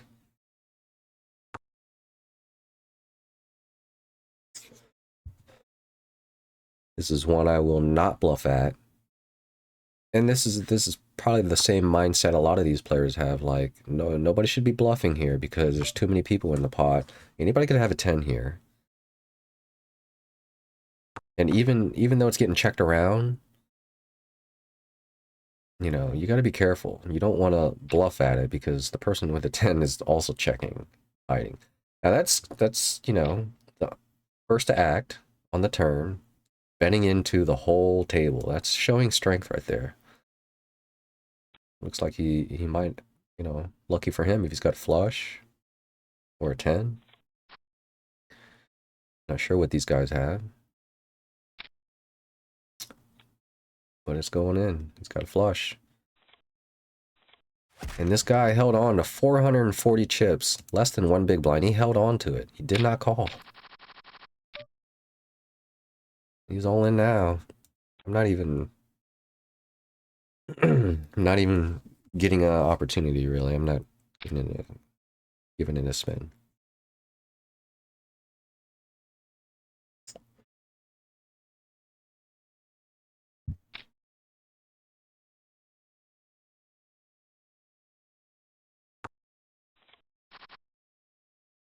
Oh, that would have been a pretty good flop. And from what I've and I would have made it. From what I'm observing, I can possibly play wider. I'm surprised they're not being very aggressive, trying to push each other out of the pot so they can get a heads up against the person all in for the bounty. But because everybody's limping and kind of taking it slow, kind of enables people to limp wider. But the 3-6 offsuit, I mean, it's a good flop, it's a good board, good turn, all that kind of stuff, but there's a lot of boards at 3-6 is just not going to look good, not going to be good.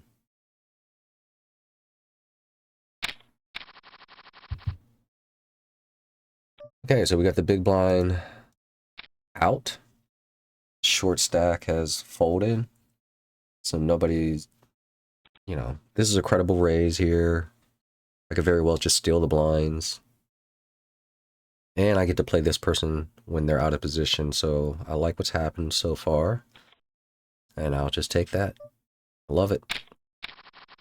No fight. Got another ace. I'm gonna do the same open. Basically because I stole the blinds from last round that this one's a little bit of a freebie. And you never know, I could hit an ace. I would normally check here, but this person really shouldn't go for a lot of value kind of thing. I don't want to like put too much in the pot, especially with their calls. Maybe they got the diamonds. They do not, and they gave me a good pot. Thank you. Yeah, just because they have so many chips, I know we're close in the chips, but they had 8-6, so they were on a straight draw, looking for that gut shot 5, you know, because probably pays well. Oh boy. Pre-flop raised. What do I do? I'm just gonna go 8. I'm out of position here. I'm trying to isolate a little bit. Maybe one person has ace X, the other person has king X, so I'm essentially against ace king. But it does seem better when only one person calls. Do I think they have a king? What if they have ace king? They bet that so fast. Half pot. Can I peel? Can I peel a queen on the turn? I'm gonna bet one, see what they do. I'm gonna raise, half pot. Looks like they're willing to get all the money in. So that's 21. That's almost my whole stack. This is not a good situation. I need them to be bluffing, but they're not. My thing is, if you got a king, if you got ace king, you would have to think you sucker me in slowly a little bit. I'm gonna stick to my principles here. I feel like they could have ace queen, ace jack, and do the same thing because they're just goofy. I don't remember a whole lot about this player. They could have had a hand like king queen and actually hit it. I've seen that before, you know? You don't think they have a queen in their hand because you got two of them, but then they get there. Let's see if we can get some of these chips back on this hand. I am in position this time. Of course, I'm going to miss the board. I'm going to bet half the pot. I probably shouldn't. Okay. It's a good way to just take it. I was thinking, it was one of those moments that I do too much C betting there. I should probably check when, you know, sometimes I don't have anything. Just check. That was actually their range advantage. What do they call a raise with, but they're not raising me back with hands that contain those middling cards. And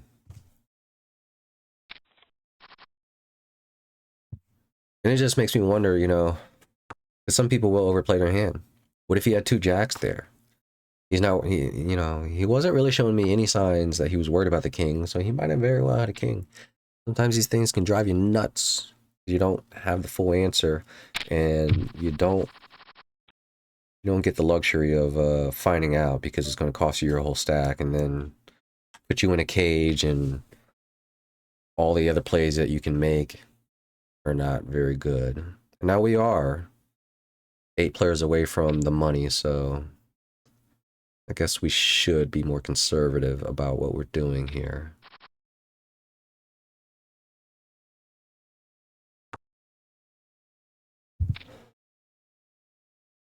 Now, I have told some of these players that I'm playing with that I stream.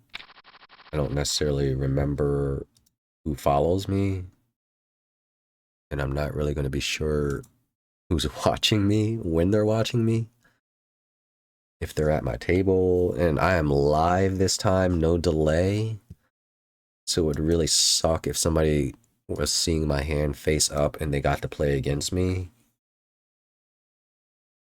I would at least like to know if one of my opponents at my table was watching my stream. Like, at least tell me. That would be helpful. That would be kind. Just drive somebody nuts, right? Like, you know, the whole Mike Postle thing with the cheating scandal. I'm not trying to cheat anybody, so I would appreciate if they don't try to cheat me.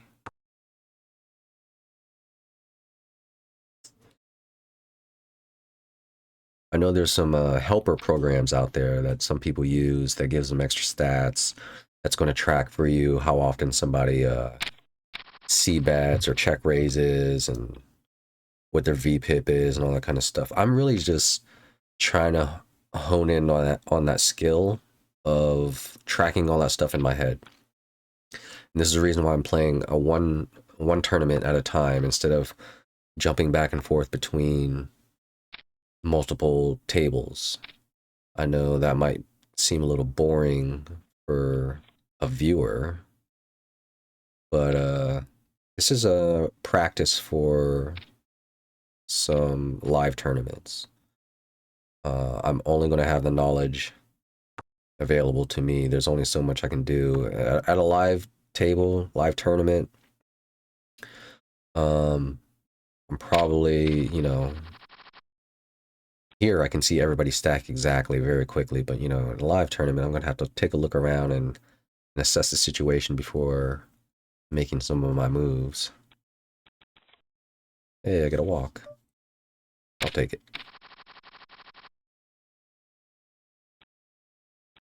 Okay, we're down to 37 players. This is this is an interesting thing. I don't know this player to my left. They are new to the table. I don't know what their intentions are. But this is kind of a hand. If I was in the big blind, I would defend with 8-4. Seeing everybody else fold, I would defend with this. But being in the small blind, it's harder because I don't want to get sandwiched in between two people. And, you know, you see a flop like that, I'm not going to defend anymore. Doesn't matter what Rod has. He makes a bet, and I'm just folding with my cards. So here's where two takes doesn't have the range advantage from the big blind, so he must actually have a good hand. It's hard to get away with a bluff in that spot,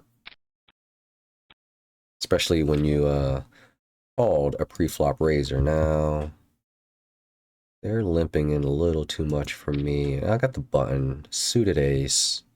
I'm gonna raise it. I'm gonna try to, I don't know if I get the two limpers to fold, but I'm gonna at least try to get the blinds to fold. I don't want to take this hand too multi-weighed. This is not the greatest flop, but I have the range advantage. What I wanted over here is taking his time thinking about it, so he might actually have a little something something here. And they're just doing the typical check to the razor. Like, I feel like I'm beat here. And I don't even want to call out, really, because I just got the pair of tens and a gut shot. And I'm only going to feel comfortable if a queen peels off. I don't believe they would bet this with a hand that I beat like 9-10.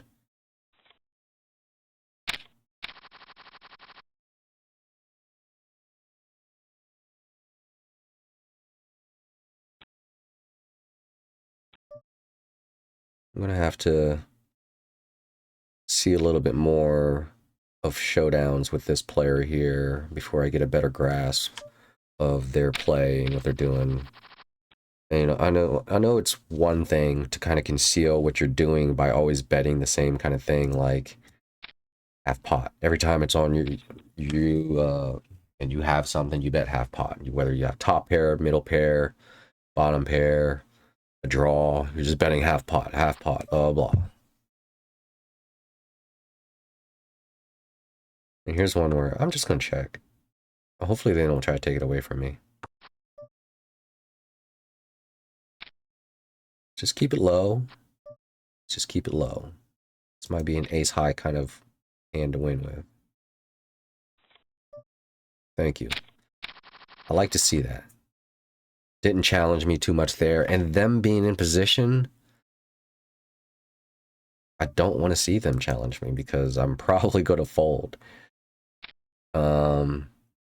With ace-high, though, I don't know. I'm probably calling. And they might, in their mind, they're probably thinking I'm calling, and that's the reason why they're not going to bluff.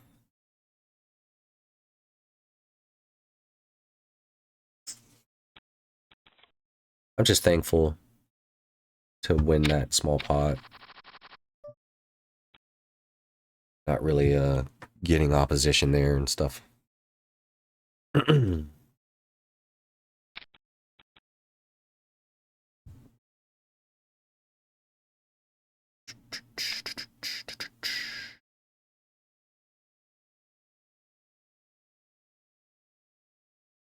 Jack 3.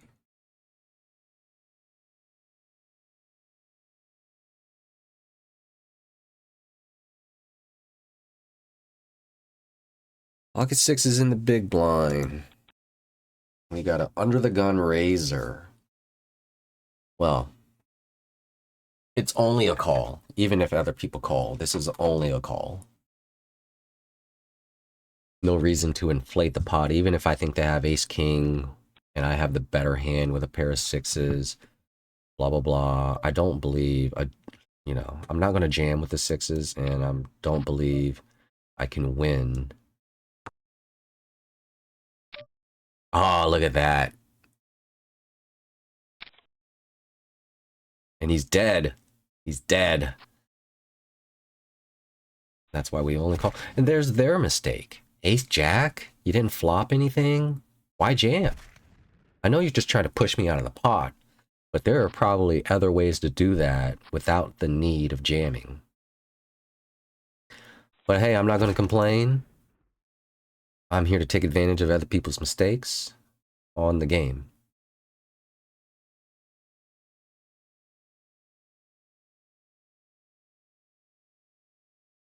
And because I didn't snap call him, hopefully, the guy doesn't think I slow rolled him for anything. I mean, for a second there, for a very split second, I thought to myself, what if he has pocket sevens? Because, that's the one hand right now that actually beats me. But same time, you can't be afraid of monsters in the closet. If that's a cooler there, flop top set. Are you really going to do that with top set? It's very possible because you think I've got ace king and I'm calling you. I mean, there's always like some kind of reasoning for why people can do certain things because of what kind of opponents they think they're up against.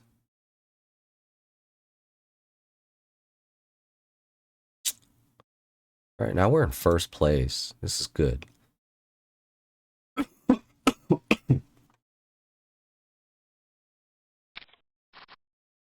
Yeah, okay. That was a tough one there to just call there because you're out of position. I guess you just want to see a flop. Because now they just maybe check fold. Not jam. They like it. Okay, they hit top pair. Still killed. Oh, and they hit the 10 on the river. That's a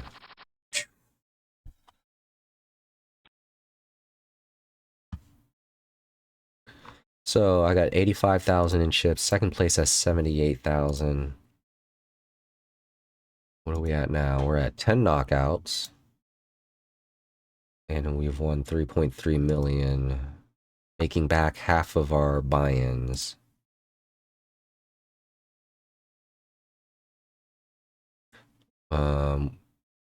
Needless to say, this is pretty good conditions for making the run, but we do have another big stack at the table. I feel like I've played with them before, but I can't really remember what their style of play is.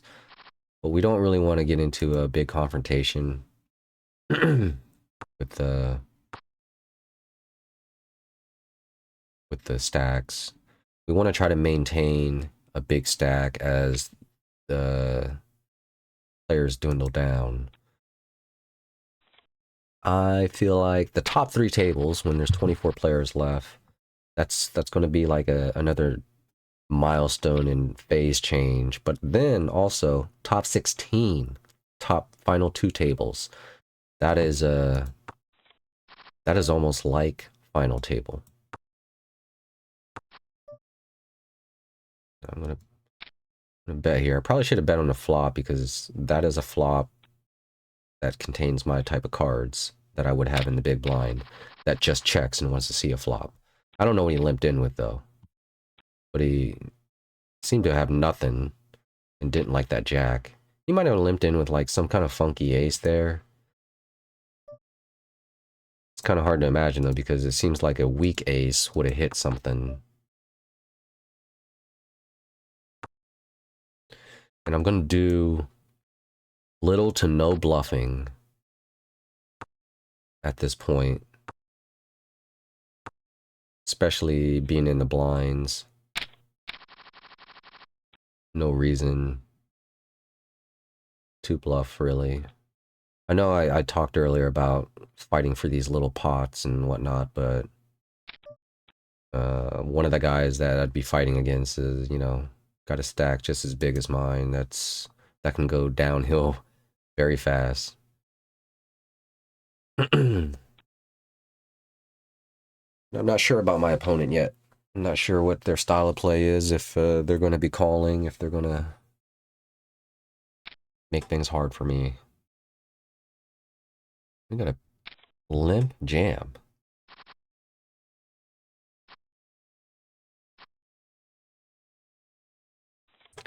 So, okay. Limp jam with the fours. It's kind of a weird thing to do. The big blind, when you limp, the big blind can check and see a flop, but decides to raise instead. Now, that, one of my poker tips, that says strength. Because what kind of hands do you just want to check and see a flop with? And what kind of hands do you want to raise with? You think about that in theory. And why do you want to raise? It's not necessarily to push people out. It's to build the pot up a little bit more because they probably intend on winning it.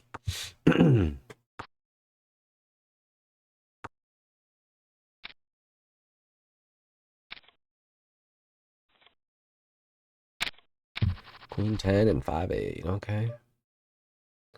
If that was suited, I would limp. Unsuited, I will not.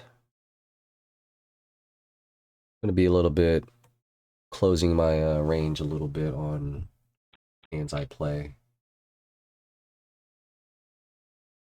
Still going to keep in consideration of table positioning.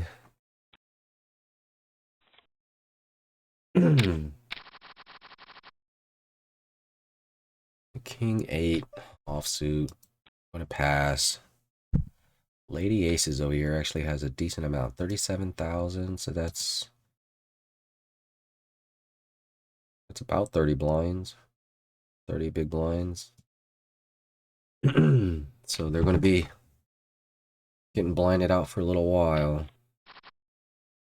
They could very well sit out into the money, or not into the money, but into the final table if depending on how everything else goes here. It's like I missed out. Never know. Never know. Somebody could have another heart can come off on the river. And it does.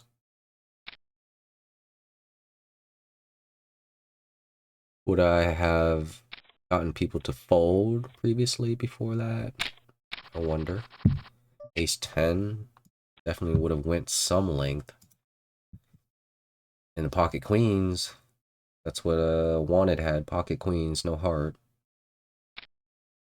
Definitely would have been hard there.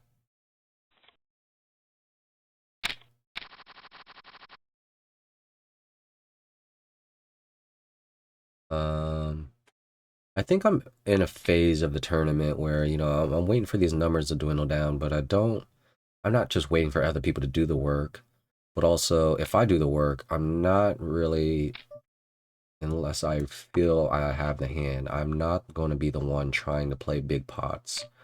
I'm going to be trying to win small pots and something like that. Queen 3 should appeal, probably not. Even though I feel like the minimum bet, you might have a pair of 3 yourselves. And I was afraid of that too, so sometimes that's the reason why you call with the bottom pair. And it looks like the middle pair is better. But also, okay, so there's 7s there. So ace 9 here, that's a terrible lead. Why are you doing that? If you thought you had the best hand, you should probably just raise before the flop. But they got me to fold.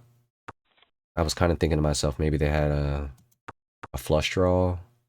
But then on the turn, their action wasn't very strong, so they probably didn't make a flush on the turn, but they probably had one other club looking for it on the river.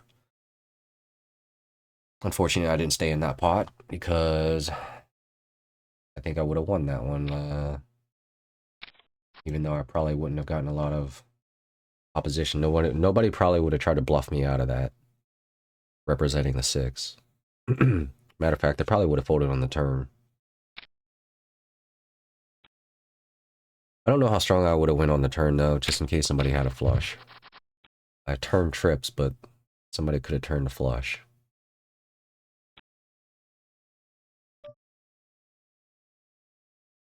And we're going to go 4, because I feel like 4 gives the big blind a better chance to fold, which I would have rather them fold. I'm going to go 4 again, and just hope they fold.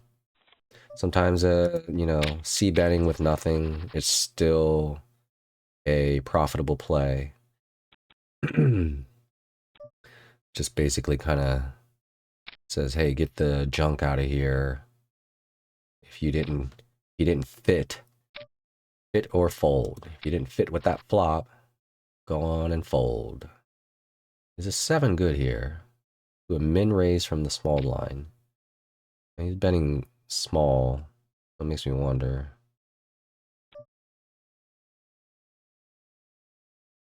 We'll go for a little raise here. Saying, hey, I have a piece of that. What's he think? He calls real quick. Gosh, I wonder if he hit a 9.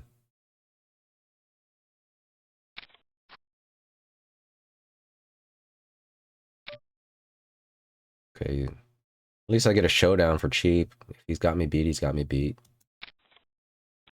A jacks. Very nice. When he bet minimum on the flop there, I was kind of hoping that he had a pair of 6s. But then the 6 hit the river, given possible set.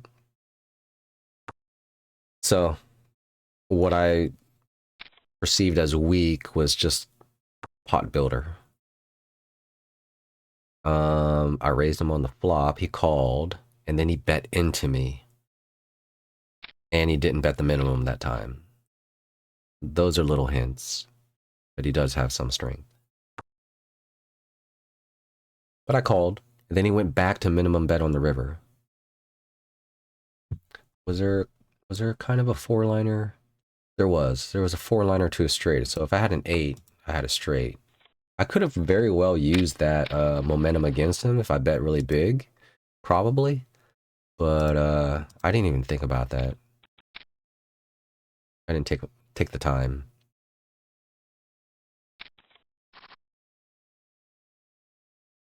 And then that would have been the question, hey, can you make a big laydown? Can you fold jacks when there's a 4-liner to a straight?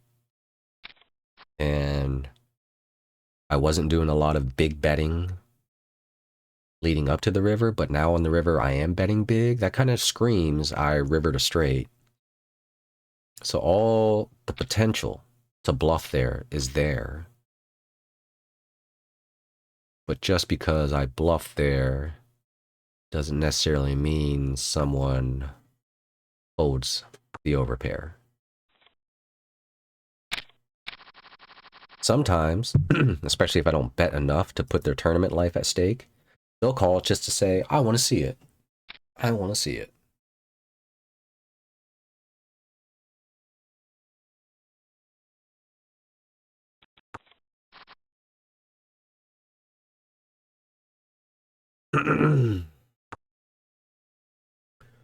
Getting down to 26 players.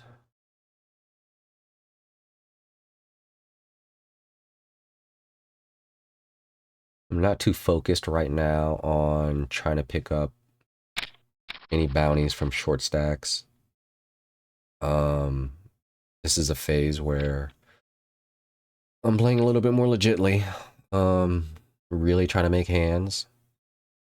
Navigate my way through hands. This is definitely worth a call. Makes me wonder what they got though. Because it looks like they wanted to build a pot. Not necessarily just jam it. No, they could very well have just ace high also. Makes me wonder if they would do this with like a queen jack or something. And am I priced in?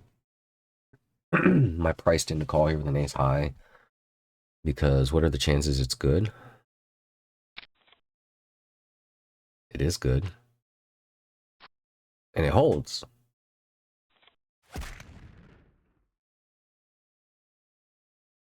Yeah, so sometimes, you know, I'm going to call there with an ace high because it's at the point where it's like, hey, if you got it, you're really just going to have to prove it, because I don't want to just fold and let you have um, 10 big blinds when you started with 5 there. Like, I need you to have a showdown. I don't mind losing a couple more blinds just to make sure you didn't steal one. And now Van is thinking. What is he thinking? Does he have a little bit of a draw? Does he have a 9? Thinking about the gut shot? Did he turn a pair of 8s? Does he have a measly pair of 5s or 6s? I'll take it. And that's what I'm saying. Winning these small little pots sometimes.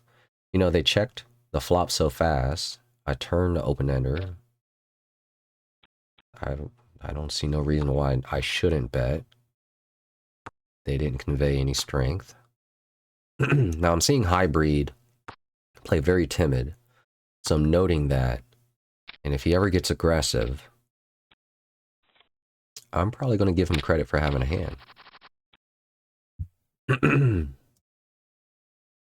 Notice my little bluffs. My 2 big blind bet there on the turn. It's not a big bet. There's no reason to bet very big. A bluff is a bluff in some of the spots. It doesn't necessarily matter how many chips you put in. It's going to get kind of the same message across. I'm going to go for a small open here. Try to steal this blind. Now that's such a small raise. 4,000 and you've got 50,000. So it definitely says that you can call. Now I do have a king in my hand sometimes. Now I will step it up a little bit, try to bluff him a little bit. See if he folds here, and he doesn't. He doesn't, so he either has a king or he's just saying you don't have a king. Which is terrible. I just turned a draw that I didn't really want to fold out. And, you know, with the ace in my hand, there's still a chance I could hit an ace. This one here, I've got to raise it up a little bit because I'd rather everybody fold and me just win the blinds. Now I've flopped a set. Now this is where we stay a little small here. Now we're losing to straights and possible flushes, so we're going to need the board to pair, and it doesn't. He checked there. I'm just going to show down. Hopefully he doesn't bet too much if he bets. So what's that say? Says he does have a straight, or is he just saying he has a pair? Okay, he only has a pair.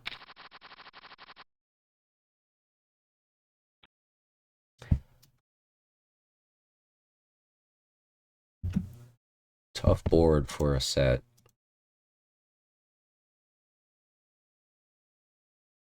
Look at that, we're still hanging on here. Still up here in the chip lead. Even though we gave some chips to him, got him back. And flop top pair. We're gonna bet it.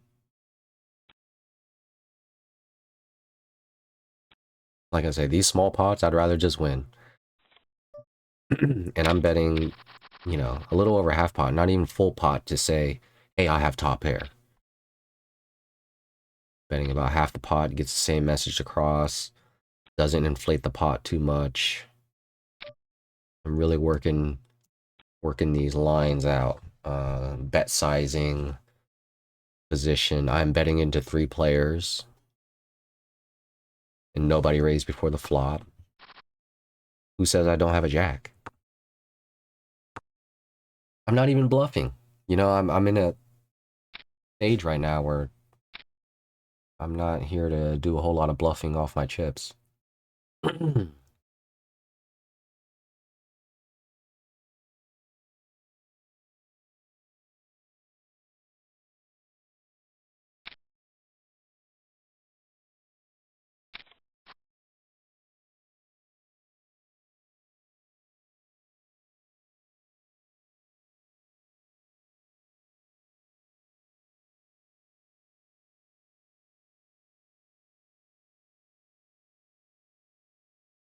Interesting. Taking the time here. A lot of overcards for the sixes. They decide to slow down. And Luvi gets a good check there on the river for a showdown. 6-10 of diamonds. I'm gonna limp. Everybody else is, and I'm gonna flop nothing. Backdoor flush draw. Backdoor straight draw. Not enough equity to call a half pot bet.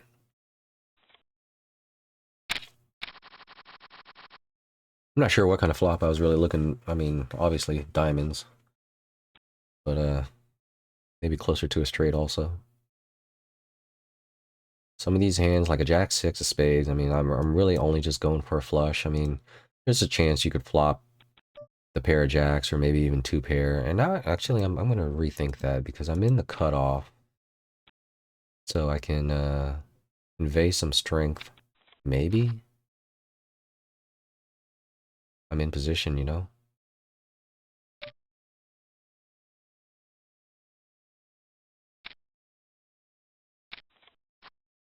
I'm going to raise him a little bit, see what he does. No diamonds. Oh, this one here. This one's a bluff.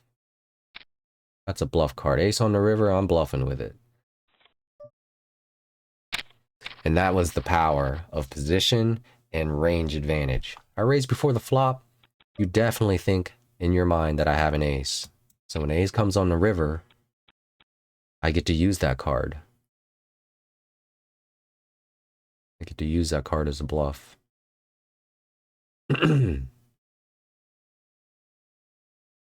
And his funky betting there, out of position, minimum betting into me. I'm starting to see that right there was just his weak attempts to say, I have something. How scared are you? You're just going to fold if you don't have anything, right? Well, you can see I didn't have anything and I was still calling because whole story hasn't been told yet.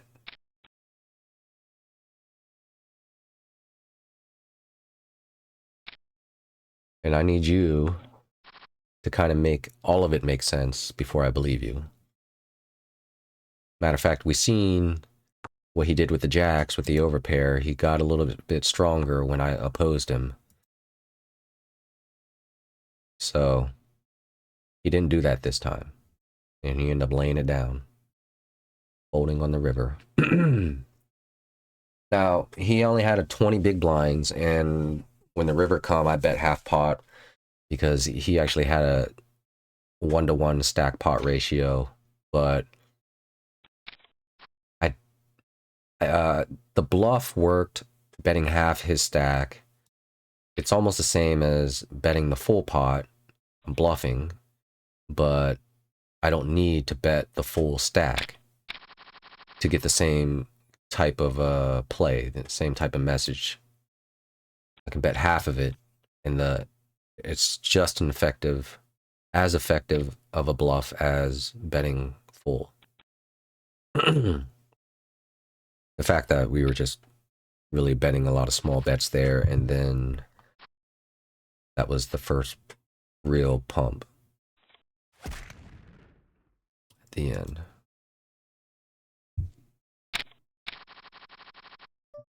Okay, pocket sixes. This is one I kind of would limp with. At the same time, you never know. I might just take the blinds down. I really dislike seeing this guy call all of my pre-flop raises, but I do have a lot more chips in him now. And I'm going to check to him because I'm out of position. He could jam. Hopefully he doesn't make a straight on me, but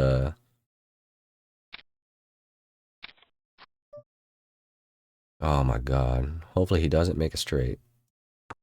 I'll give him a chance to bluff. And we'll see how big he bets. Okay, he's got top pair. I'll take it. I'll take the small pots, but I'm playing it pretty safe over here. I'm not gonna raise and fall into the trap of you actually have a straight. Because that's really the only way I'm gonna get more money out of you. I mean, I'm not going to get more money, but that's the only way I lose more money is by raising. There's enough value in there. There was enough value in there for the set.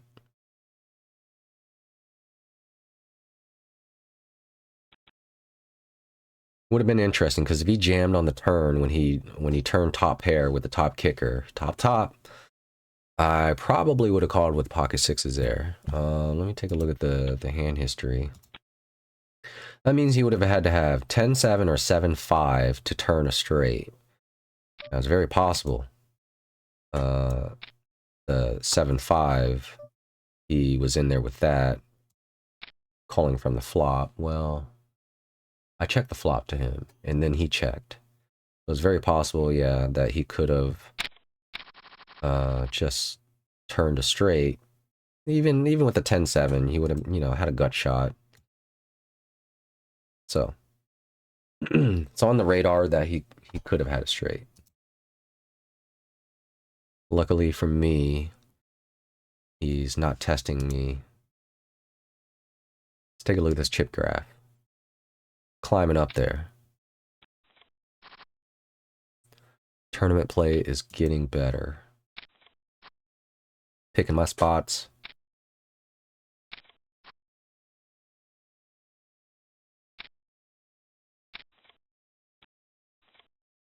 Interesting, interesting.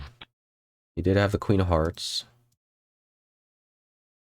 He had exactly Queen of Hearts and Queen of Clubs, and now I have that exact hand. I'm gonna raise it up, but I don't want to. I should have probably went just an even 3.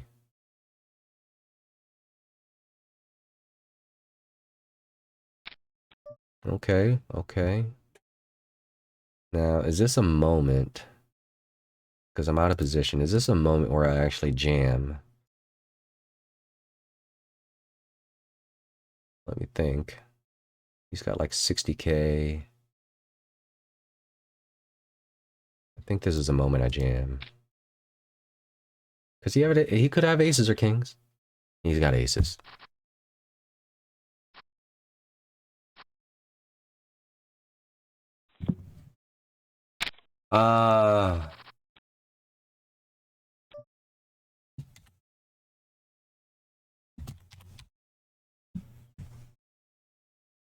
I guess that was one of those moments, you know. I shouldn't have done that.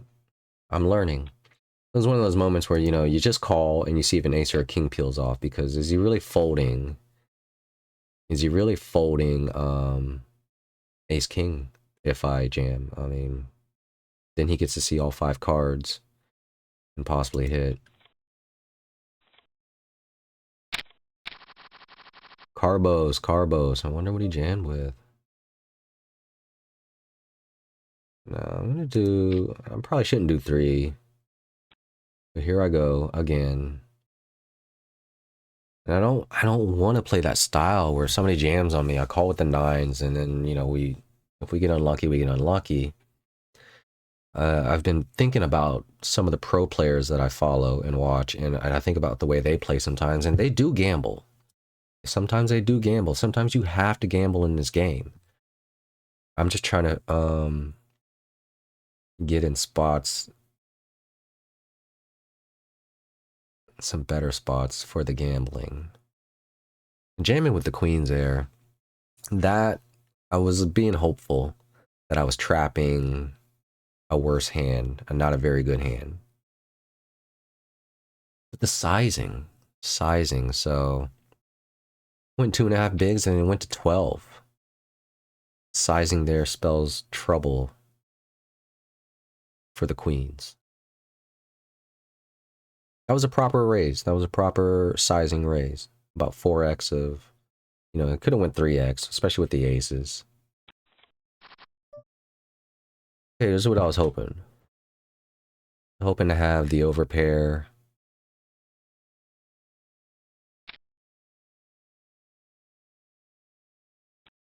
Or a set.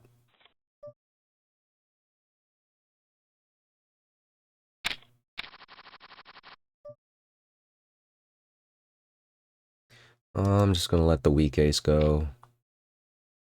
I know we're a little short-handed, so it's like 6 players at our table. I probably should be playing the ace-5, but under the gun, I don't want to open raise with it. I've already done that past 2-3 hands, open raise.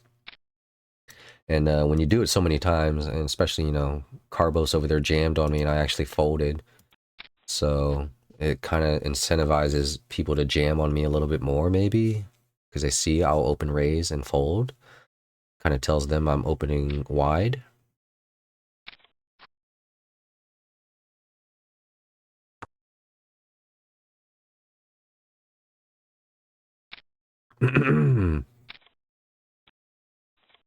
Oh, that was a good flop. That was a good flop. And hybrid over here had Queen Jack. No hearts. So glad I did not participate in that hand. All right.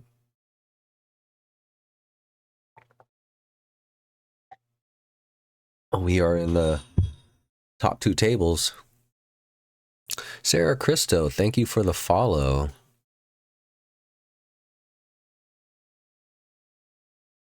Hi.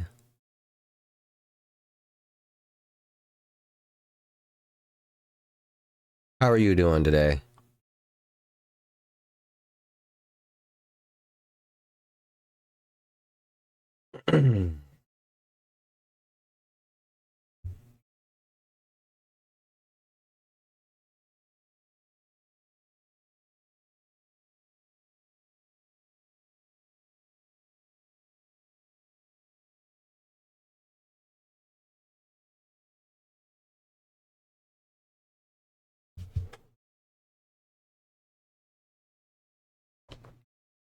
Doing well.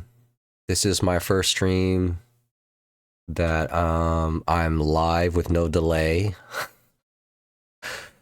And you just never know who's watching.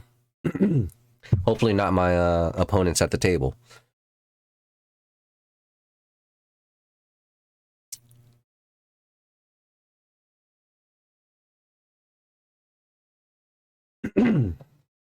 How did you come across this channel, if I may ask? Hopefully you're not somebody at my table.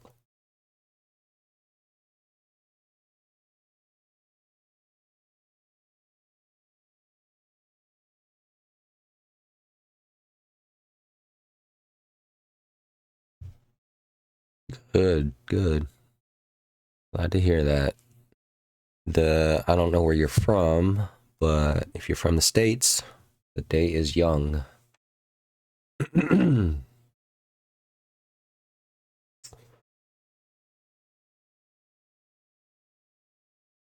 I'm having a good run in this tournament. I got up, I didn't get a full night's sleep. I woke up like 3 in the morning. I'm from Ohio in the States. But I woke up super early. I haven't had breakfast, but I've had coffee. But I've been playing real hot lately, so I don't know. I haven't streamed in like a week.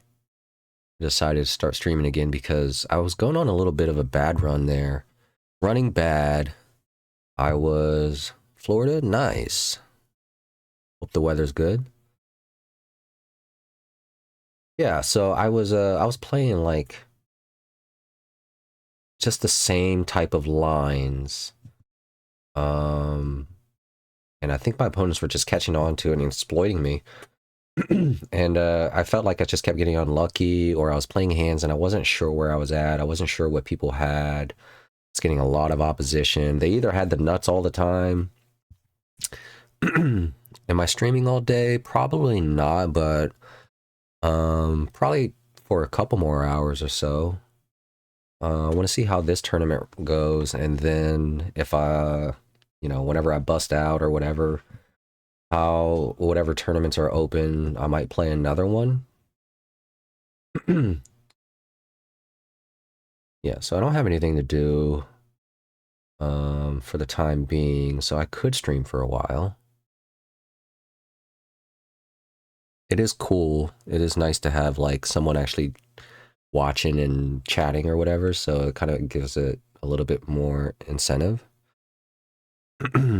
um so far streaming, like I've only been streaming poker, but I do play chess.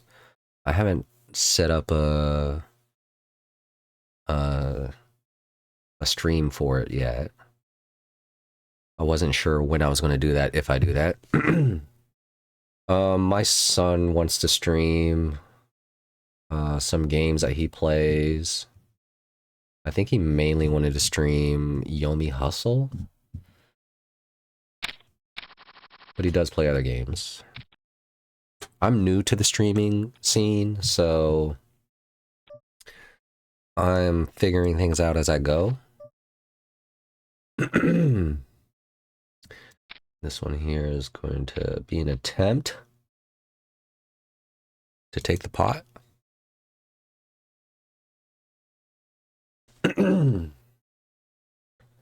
I am somewhat weak betting, but I'm also, this is the same kind of betting I would do if I had a 6 or a 5. And Sarah, do you play poker? Do you play on PokerStars?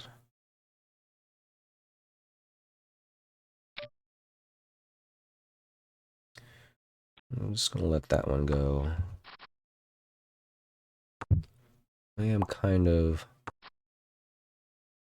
Took a dip there, didn't I? Oh man, I didn't realize how big of a dip I took there. I had 140k and I gave away 60 when I lost that pot to the aces.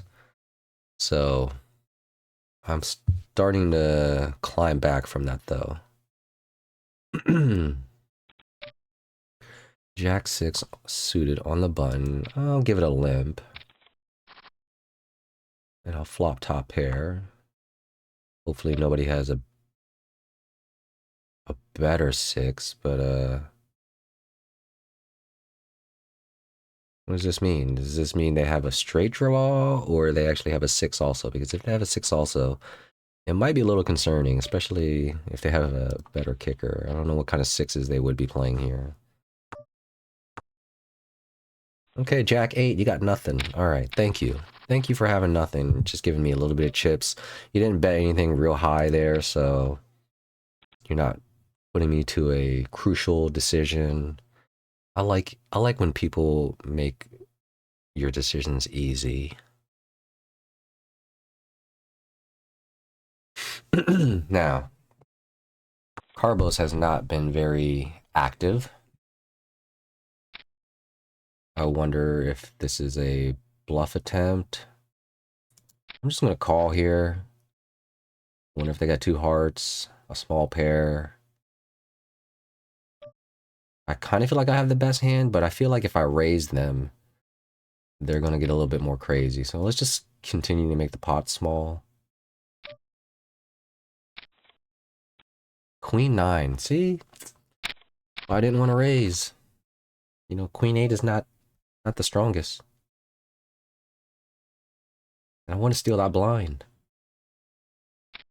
But I shouldn't worry about it. Oh, you watch streams for work-related purposes. What kind of... I've never heard of that, but I guess I have come across some people who tell me they just watch streams all day. Work-related purposes. Oh, we've got aces under the gun. We're gonna do the small raise.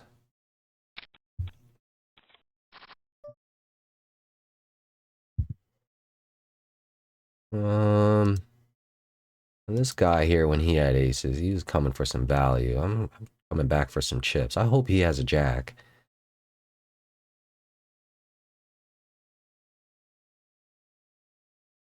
I'd like to get a senior graphic designer. Interesting.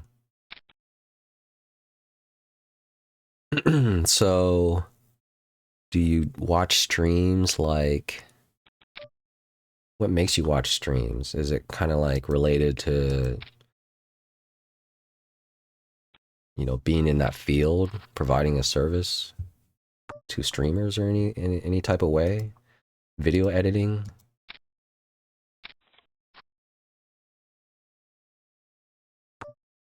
Oh, Bluey, do you have, how much do they have left? 20K?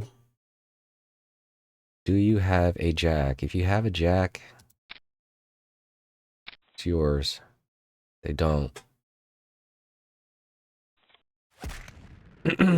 Hey, I made those chips back that I lost. So let's look at the chip graph now. Am I back up to where I was? Kind of. I'm back in first place, so definitely earn those chips back. I'm gonna go even 3. I'll take that. Work for streamers to make their accounts visually attractive so they can make their contents more engaging for their viewers. That's awesome. I definitely see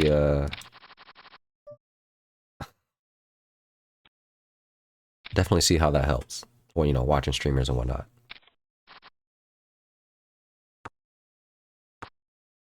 I'm learning as I go, little by little. Every day I try to improve a little bit. Well, maybe not every day, but I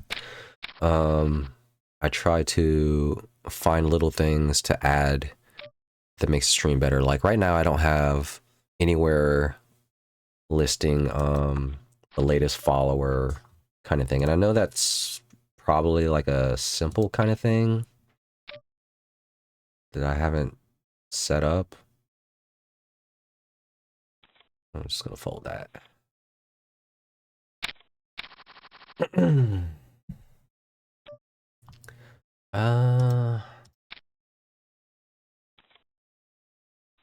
What do we got here? 17 players. Oh, so my question was, or is, are you familiar with the game of poker and the tournament structure?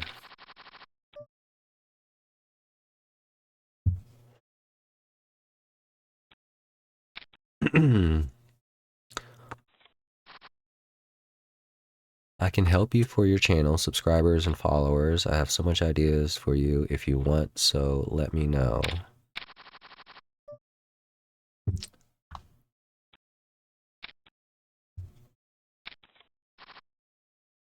No, I'm curious what those ideas are.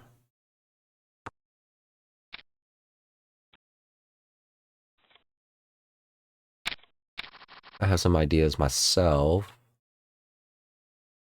I do have at least one friend that is more familiar with the streamings on Twitch scene.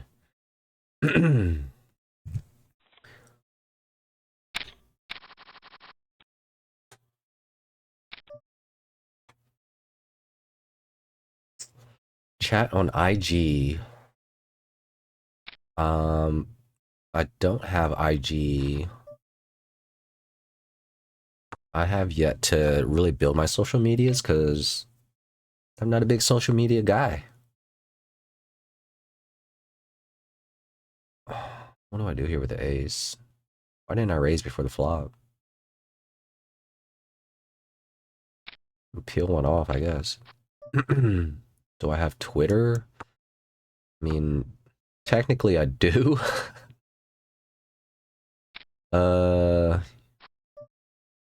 Little setups here and there. Let's see if we can get a little value here. Value here. Technically, I do have a Twitter. I don't really use it. I'm gonna raise in position again. Try to take these blinds. This person's almost out. He's gonna call. I'm gonna try to represent, go in the flow. Looks like he's trying to call me down, so might not be a good time to bluff. Pot is yours, sir. You earned it. Nice play. And here we are, the top 3 chip leaders all at one table.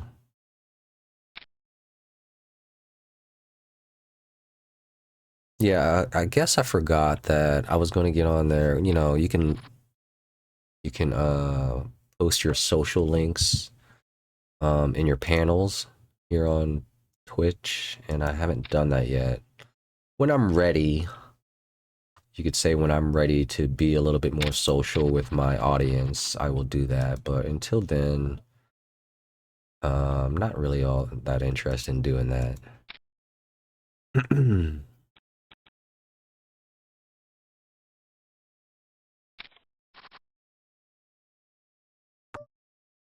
Hmm.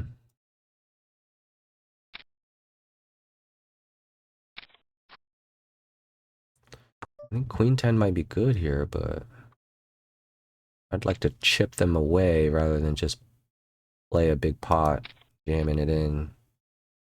And who knows? Maybe they got the flush. 3 jacks! They hit the river on me. Good for them, good for them. That was a good check by me at the end. I already put enough chips in there and give you the follow on your Twitter. Did you post a link? A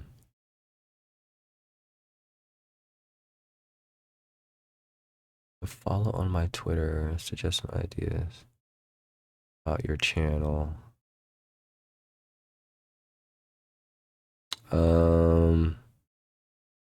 If you want to drop your Twitter, which I think you tried to, just give me your username and maybe I'll look you up.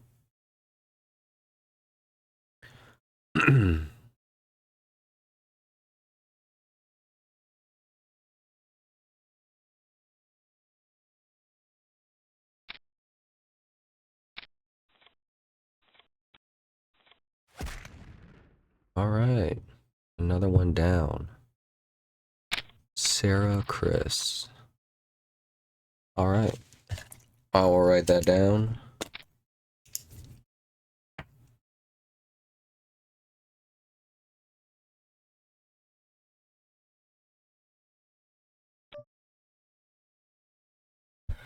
What's going on here? One of the aggressive players at the table. Oh, there's a easy all in. That's why they raised. They wanted that bounty. I didn't even pay attention. But I didn't have a very good hand. But that was a bounty I would have fought for. The next hand, ante is 315. So not the next hand, but the hand after, Lady Aces will be all in, and their bounty will be up for grabs. Hey, I've made 4.5 million back out of my 6 million for buy-ins. A very good shot at making the final table.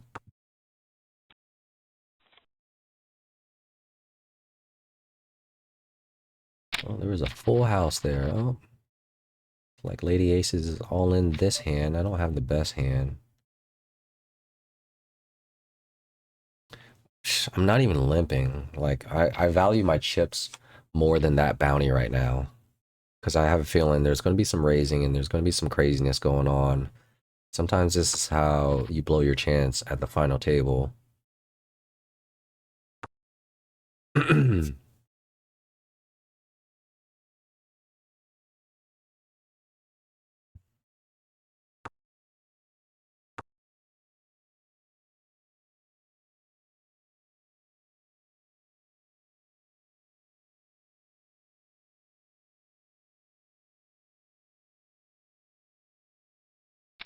That Queen of Hearts is looking good.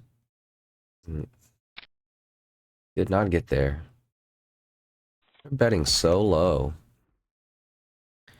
So low. It probably wouldn't, I mean, it might have been easy to steal that.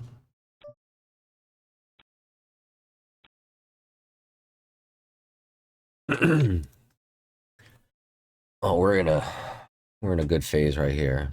The game is real. Anybody could still get knocked out and not make the final table. This one here, she's got a good bounty. She's only got less than 20 bigs. I'd like to see her lose a little bit more before we really go after her, though.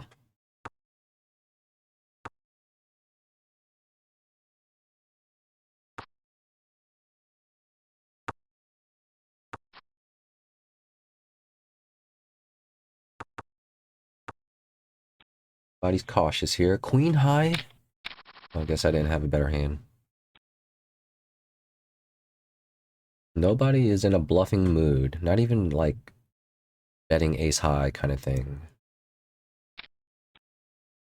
That's a big raise. Why so big? Why so big? 13 big blinds?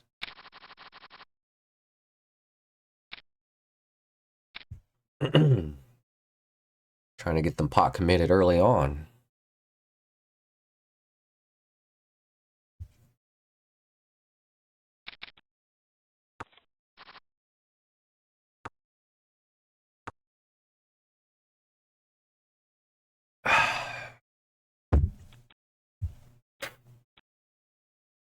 Okay.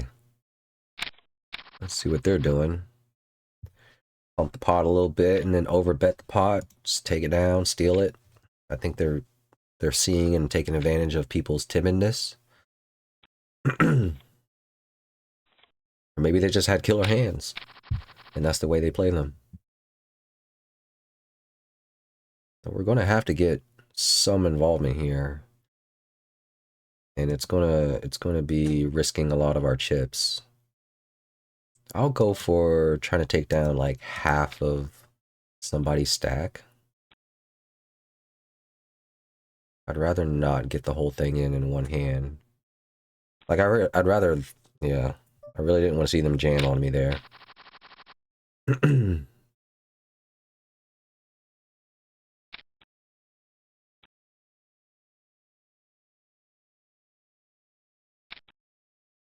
Oh, we got some heat. Got some heat going on here. And she opened the raise, so very likely these two get it in. Carbos asking if they want to get stuck in the middle. Does not. Kings versus eights. I would have flopped a straight. Unbelievable.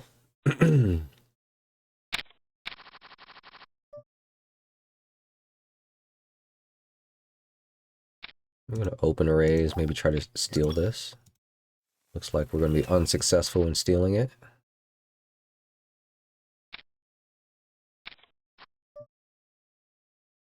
Our threes might not be good here. I'm not really willing to put more chips in. Glad to see they checked. I could beat a queen jack. I'm glad they just surrendered that hand to me. They did have queen jack. I just checked the hand history. What a guess that they had queen jack. But you know, they're thinking I got the ace, so they don't want to bluff me. They're thinking I was trapping them whenever I checked the turn and river. Now, this is only 21k. And I will call this with the ace 7, even though I could be dominated. I'm dominating them. And I've got... Oh, they've got the better club.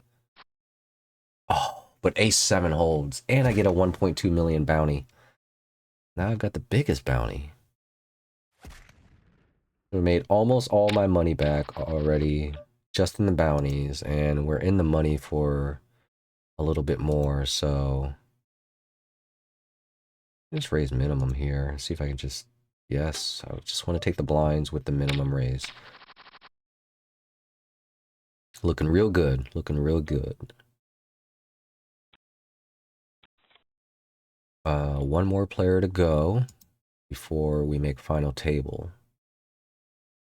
This is awesome for my first stream or first tournament of the day. Both. A deep run to the final table. I woke up feeling it. I mean it. I have been considering my lines and my plays from my positions and things like that, and I have been improving them. Doing a lot less bluffing than I used to also. Because do you really need to? Now, he called me on the button and he immediately bets. So that's a tough one there, because I really don't think that he would have cards in this range. It looks like he's just going to buy this pot, and I'm going to have to surrender. Being out of position really hurts you there. You check call, and then you check again. Doesn't look very strong at all. What can you do?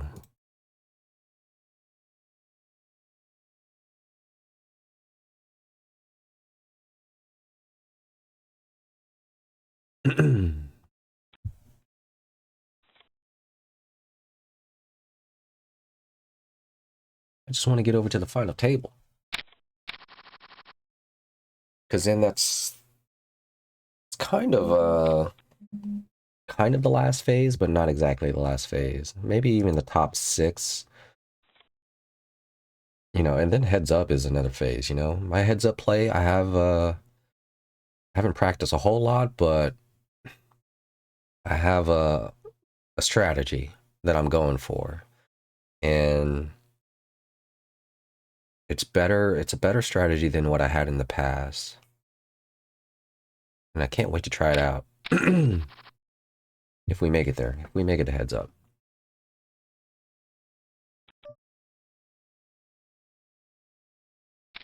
I'm going to raise the minimum.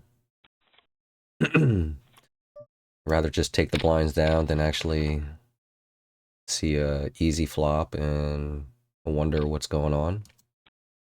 Because if they have a 5-3 in the big blind and they don't even care about seeing the flop, they'll fold to a minimum bet, and I'll take it. Because, you know, if they do flop a pair, then they don't want to fold. Here we are, final table. Irma, highlighted in purple, I have been at the final table with previously. I mark players in purple that I make it to the final table with. To me, it just kind of signifies that they have a certain level of playing skill to actually make a final table. So when I run into them later, I give them some credit for being a decent player. The Squirt Mark has been sitting out probably for a while. I think we encountered Squirt Mark pretty early on in the very beginning of the tournament, and they got their chips up there. Probably been sitting out ever since. Not sure, to be honest. Take a look at our positioning. Olin Sepp. 2 to my right, so he's on the button when I'm in the big blind, and he's a fairly aggressive player. Rod is also. Rod is the big stack, the chip leader. Players to my left are a little bit more passive. My aggressive players are on the right. This is probably an ideal setup. This is probably ideal.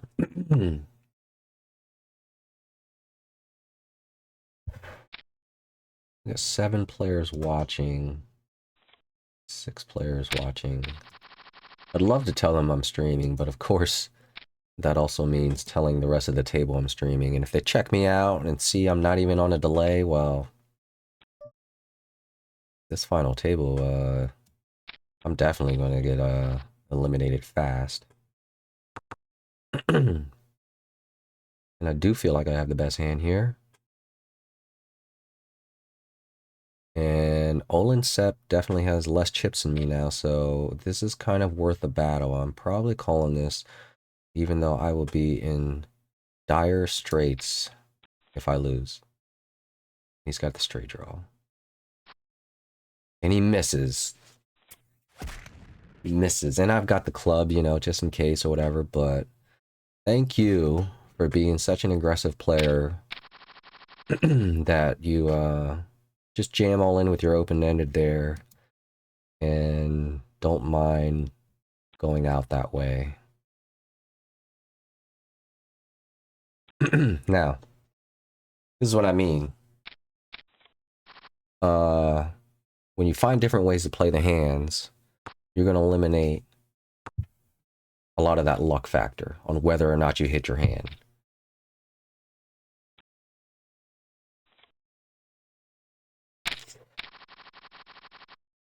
I mean, played differently, you could have easily just said, I didn't make my straight and I fold at some point in time. Oh, I didn't even realize Rod is raising because Squirt Mark's all in.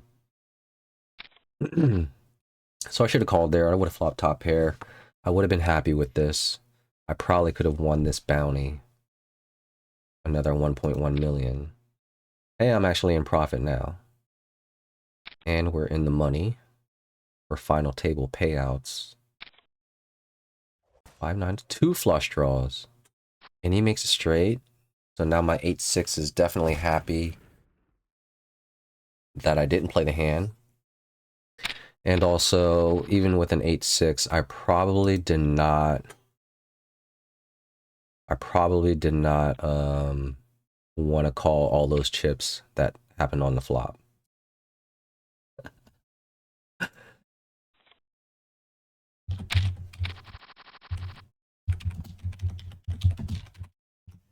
Yeah, Spike is pointing out that I have 6 entries, and all the other remaining players at this table only have 1 entry. Thank you for noticing. 6-4, 6-4, and it's suited. And it's suited. I'm gonna peel it.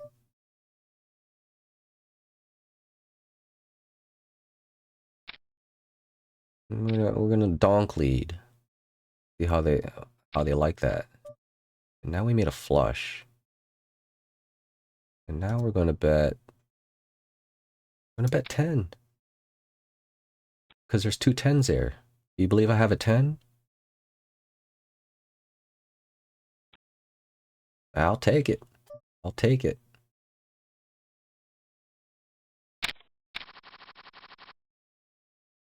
My play is improving. My play is improving. It's nice, you know, to get lucky, hit cards, connect with the board, but also what you do once you have that. That matters. I was okay with winning the hand on the turn there. You know, who knows? Somebody calls me and has one other spade in their hand, and another spade comes on the river, and all of a sudden I don't like my hand. Having such low spades. And the 10 big blind bet, even though they both have about 35 big blinds, you know, it's a significant portion of their stack, so it gets the message across. And now I'm the chip leader with the biggest bounty and the most entries.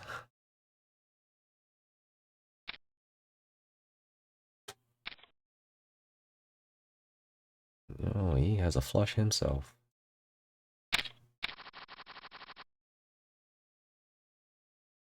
Pocket queens. Carbos had pocket queens flop top set and got outdrawn. I'm surprised they just simply didn't go broke there. But they are being conservative with their chips. They are saying I have top set from the flop, but what does my opponent have? He could have a flush. He could have me beat. Save some chips.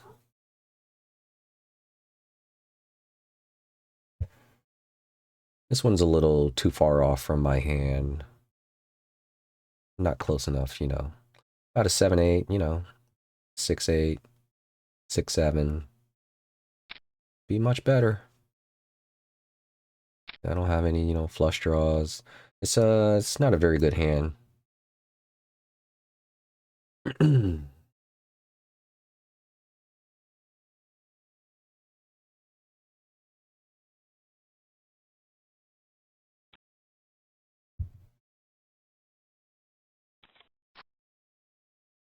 Hey, top pair there.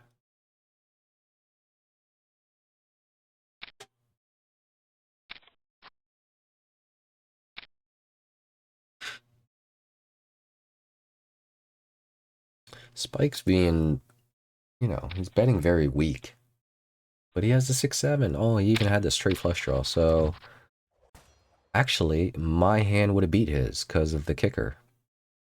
4s and 7 with a 9 kicker. He didn't have a kicker at all, really. He just had the 6 kicker. Now, Rod has a decent amount of chips. I guess, you know, a lot of people have a decent amount of chips, but I'm not going to try to isolate with the ace-10. Well, let's just see a flop and see what happens. See how many people get in here. Oh, could you imagine if I just flopped the nuts, flopped the straight? I'm gonna bet very small here, and maybe people will be afraid I have a king, and they'll just fold. It is nice to have the initiative. Rod raised before the flop, minimum, but he didn't stick with it. What is this? Maybe he has a straight draw that he doesn't like anymore because he knows I might have a full house. He might have had a hand very similar to me. Because I was just thinking about checking there, but then that kind of says the same thing that I suspect that he has. And if he had bet into me after that turn card, I probably would have folded. But didn't happen that way, did it? And I went higher in my bet sizing. So that was a good play. Fighting for those pots, and look, I would have made a straight. Oh, why didn't I play the 10-8 suited? Why didn't I? Would have made a straight. It's tempting to play. This is probably too early of a position to be raising with this type of hand. I'm going to find some opposition. Carbos could likely jam, and I don't want to call. Because if they jam and I call and everybody sees I open the raise with Jack 8 of spades, they'll know I'm doing it wide. But here I flop a flush. Let's go 2/3.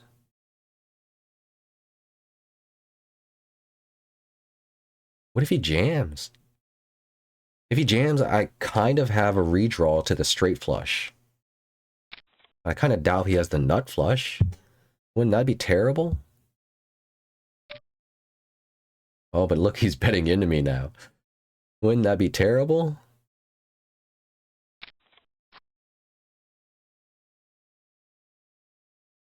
If he jams all in, I'm calling. So if he checks, I should probably bet him all in, right?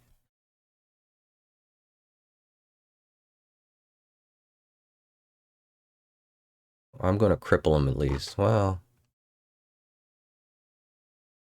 he might think it's a bluff if I just go all in. And he's already stuck so much of his chips in there. He's kind of pot committed. He might call with a queen and no flush. He does. He calls it 2-pair. Going for the ultimate value. I kind of thought about just leaving him crippled, but you know what? If I'm going to go that far, I might as well just go for all the chips.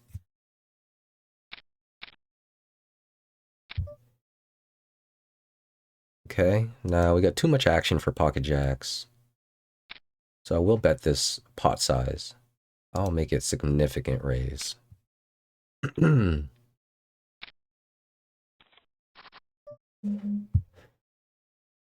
that is concerning because he could have, you know, my two opponents could have a king.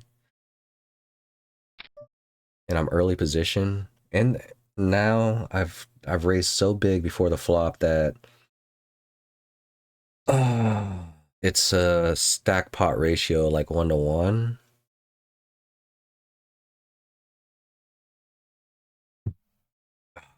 What do I do with the jacks here? I really should probably just fold, right? I mean, live to see another day. Do I want to take another 100K hit to my stack? I mean, if they got a king, I'm dead. If they have ace-5, I'm good, right? Now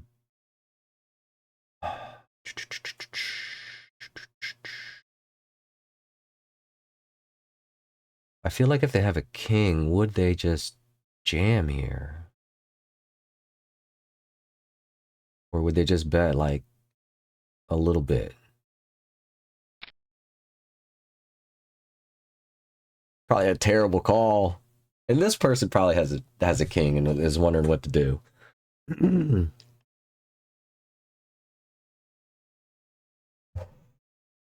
All right, Irma. And I think Irma is a really tight player or whatever, so they probably do have a king. Oh, I kind of wish I could take it back now. Kind of wish I could take it back. They're going to show me a king. And then maybe this person over here is wondering about their kicker now, because maybe they have a king. At this point, I really don't care what this person does, because I can't lose any more chips just because they call. Honestly, though, if they have a king, it would be nice to see them fold. Like if they have king 9. Make a big laydown, ladder up. Queens!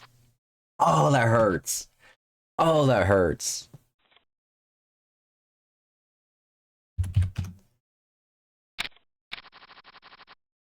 Oh, but then I get kings the very next hand.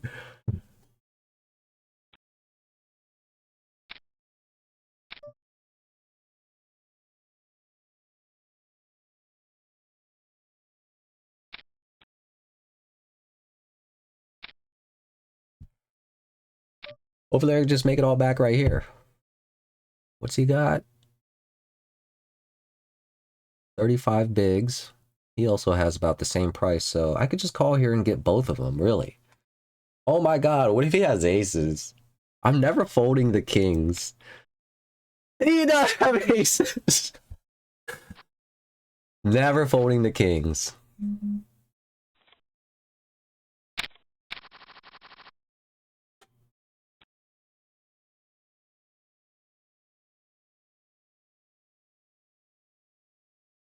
I even said it. What if he has aces? Never folding the kings. That's a lot of money to jam there. It's a lot of money to jam there. Shoot.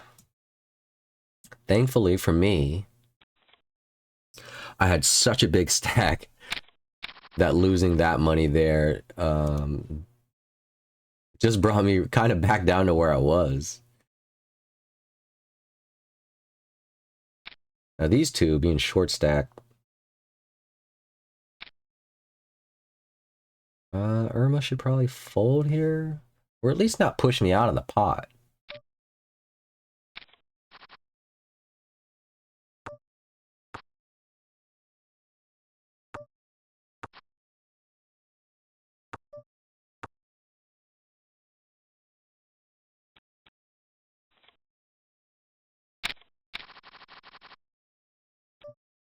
We've got some work to do. We're at 40 big blinds. It's intense. So Irma had pocket fives there. So Carbos got lucky enough to hit a card. Hit a 10.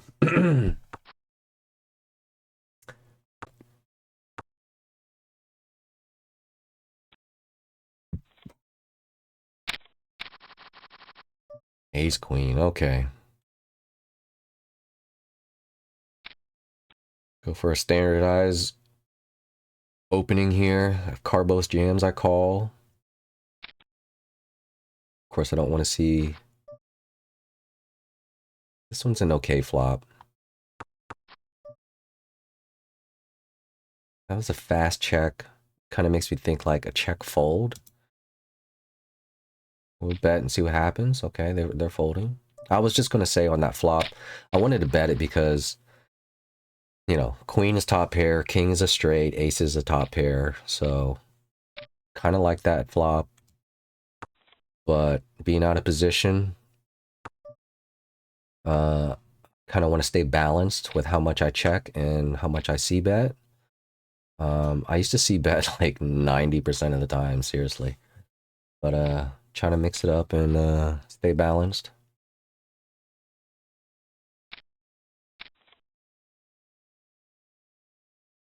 That was especially a moment there where part of the reason why I can check to them on that flop is because if they bet, I do intend to call, so...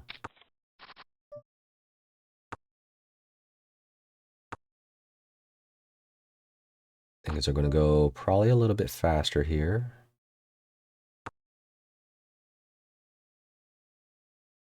We're waiting to see this chick put it in. Okay.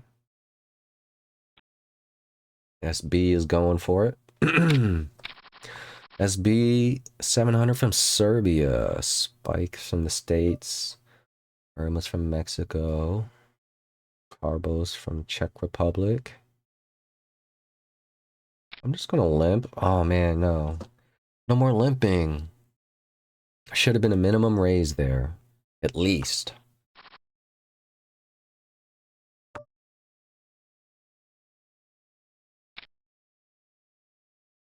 Because now what if they flopped a pair and they're not gonna fold? Okay. Lucky me.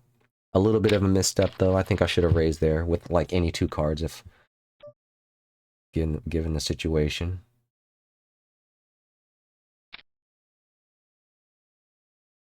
I'd like to see this player go all in. The action is not reopened. Oh, it was reopened. But that's okay. We'll just call.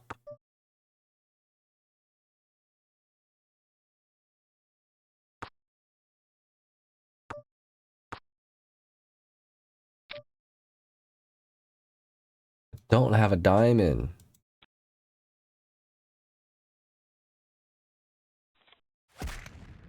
But they do. And they had the best hand the whole time, so that was their pot.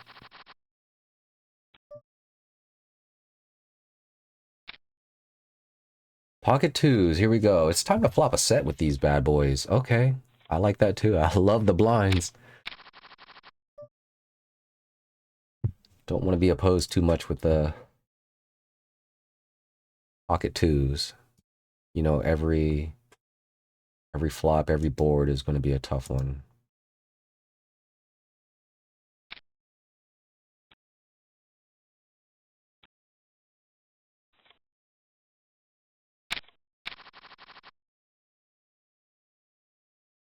I actually haven't seen ace deuce in a while.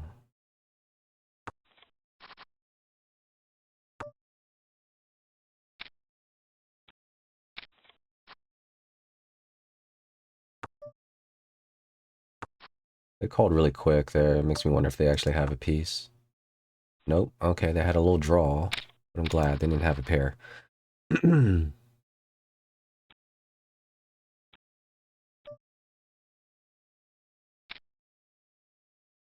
Suited ace.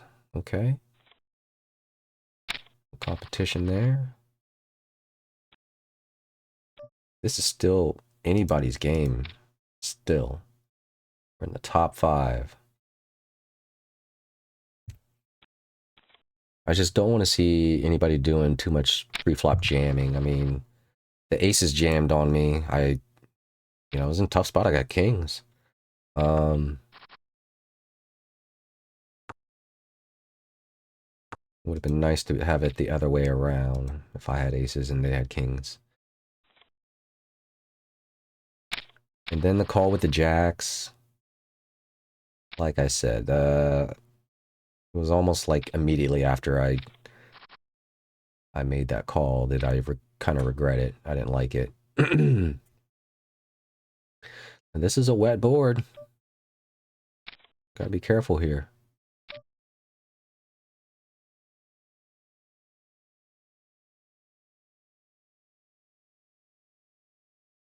I'm gonna go for a little bit. They don't like it, they'll fold now. That's what I was looking for. Because I did hesitate. When I'm taking my time there, you gotta ask yourself, well, what am I thinking about? I'm thinking about the right price to get some value because I turned a flush or I turned a straight. Ace king versus aces. Neither player has a spade.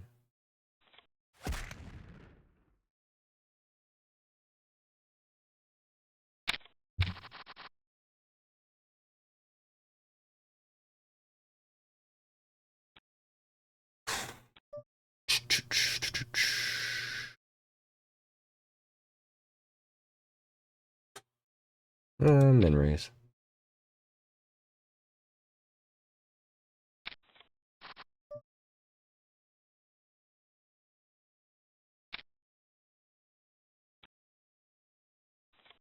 Yeah, this is a very good sign. This is a very good sign. They're tight. They're somewhat overfolding. So I should be able to take advantage of them a little bit.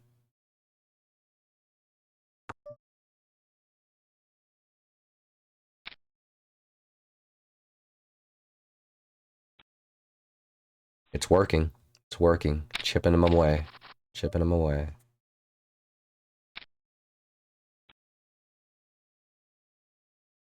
I honestly, though, when I chip away too much, players might get frustrated because I'm winning too much, and then that's when they start to just jam on you because they're not sure what's going on, where they're at, what cards I'm raising with, and when they feel a little lost, that's when they might just jam with a somewhat decent hand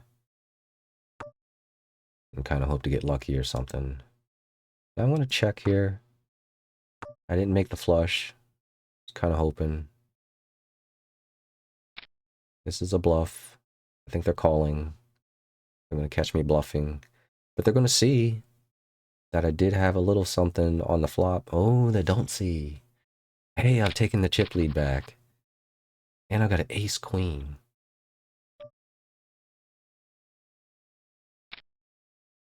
Probably should have went a little bigger there. Now, hopefully they don't. Okay. Folding quick and easy. Quick and easy. Now, there's a limp, so I'm not going to raise. Because they're going to get tired if they limp and I raise and then they fold kind of thing. They're going to get tired of that. And I don't want to push them too much. Get them feeling like they can't play against me, so they have to jam.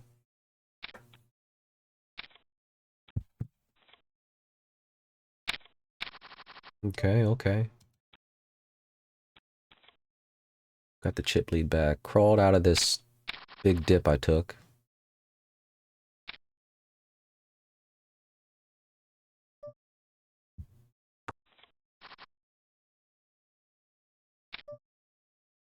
Nothing here for me.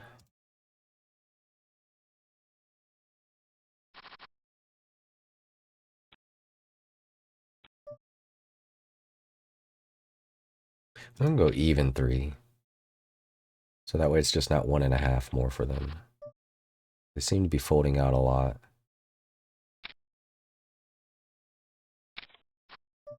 I kind of don't even think they have a 10 here. They got some kind of draw.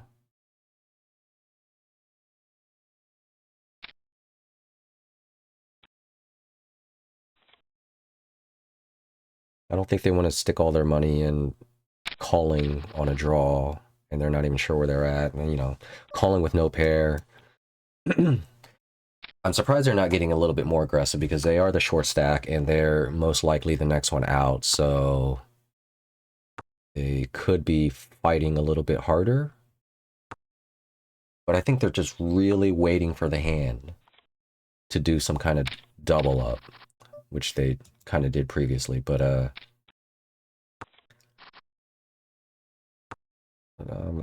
kind of hoping I don't have to do all the work of taking their chips down. Although I'm sure the other players are seeing me do that and they're happy about it.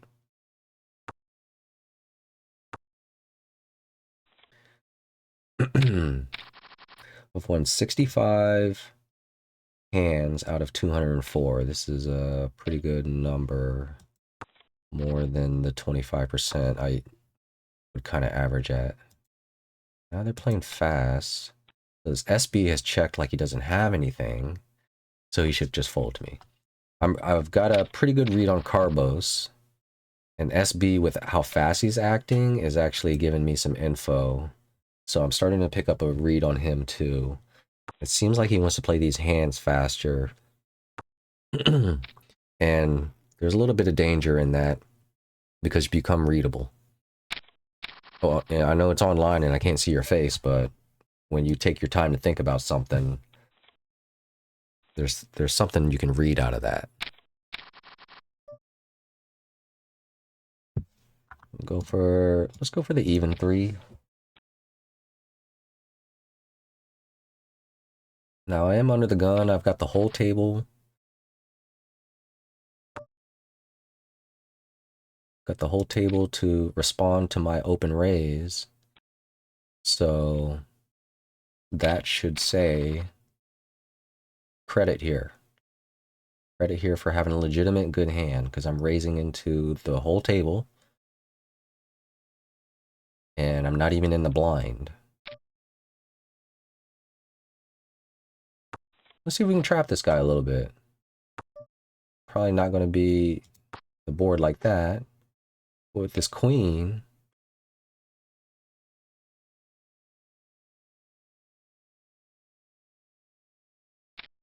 we might get a little trap with the queen.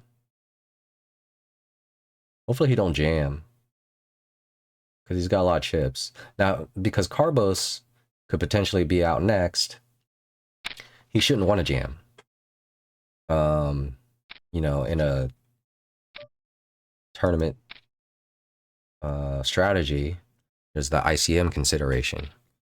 2.8 million.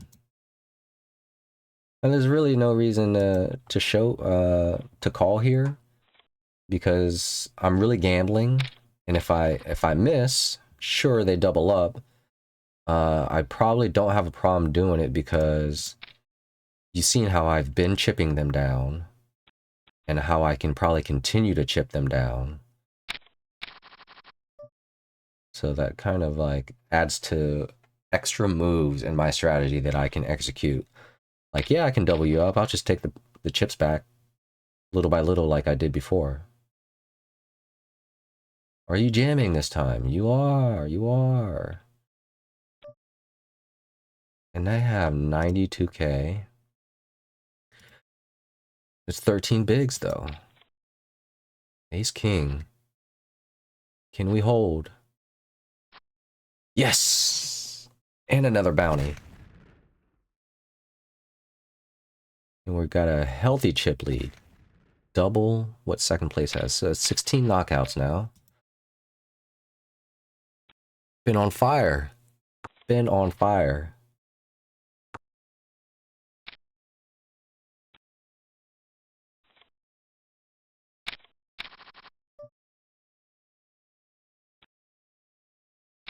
Now I'm going to try to kind of let these two battle out. They do have about 40 big blinds, and that's hefty. You know, if they double up through me, whoever the new chip leader is, we just kind of reverse the roles. It'll be two similar stacks and one big stack. And this would be a good opportunity here to hit a flush or a queen. I kind of feel like he has an ace because he's on like some kind of straight draw. We're gonna go for the stack this time, buddy. We're going for the stack. Slowly piling your money in.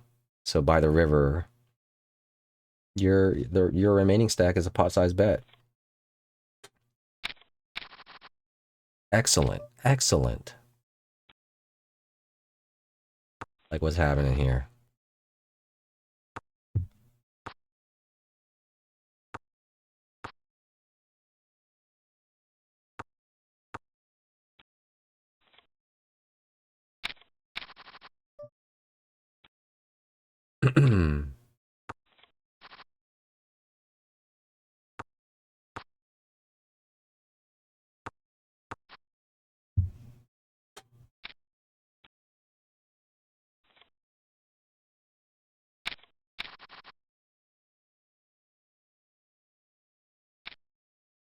And I think I've built up some decent amount of credibility on this table because I took some big hits.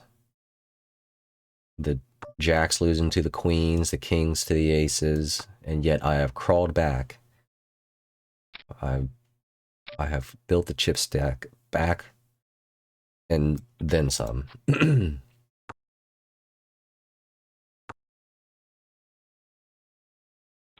Yeah, he could have went for some value there. Could have went for some value. I'm gonna use the bathroom real quick. Maybe get some more water. This is your reminder. Drink water.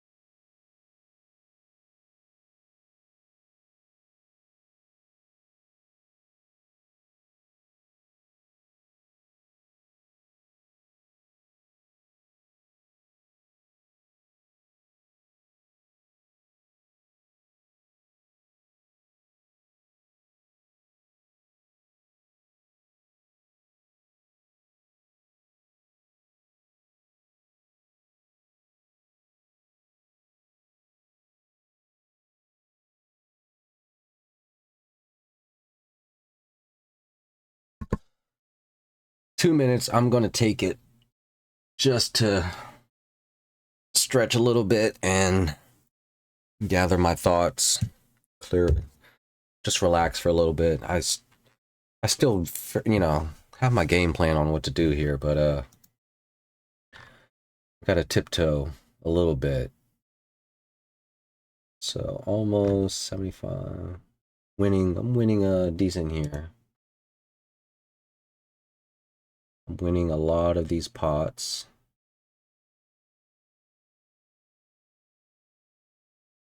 Being three-handed. This has been an excellent tournament run. I mean, 6 entries, but for all the given situations I run into, it's been going all right.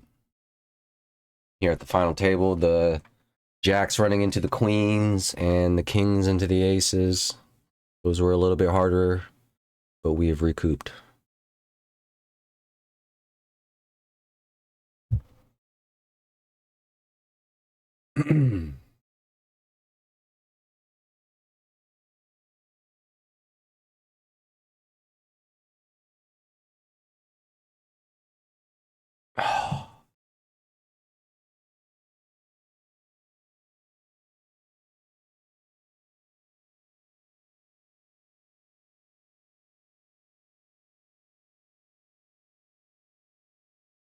could feel, you know, the spirit of the competition is in the air.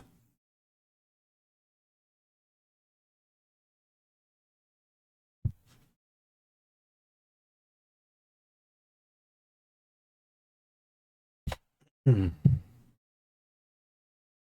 here we go.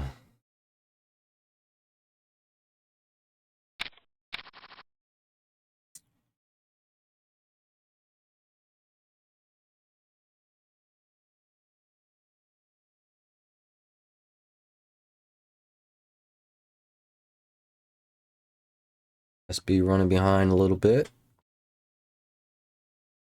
Be ashamed to see them not return and get blinded down a lot, which can happen very fast.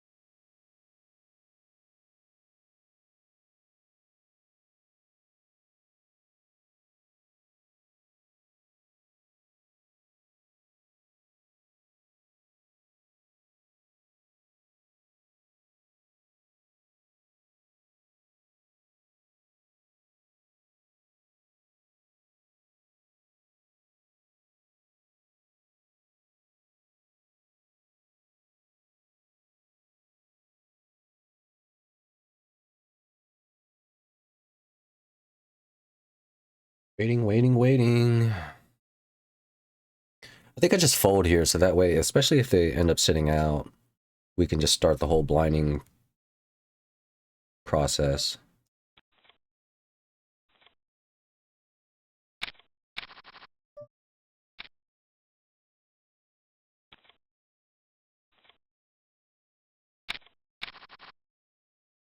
I think Irma, oh, SB is back.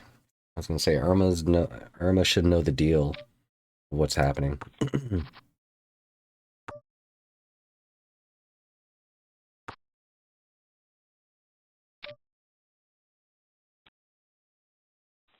Oh, SB has made it back and recouped his blinds.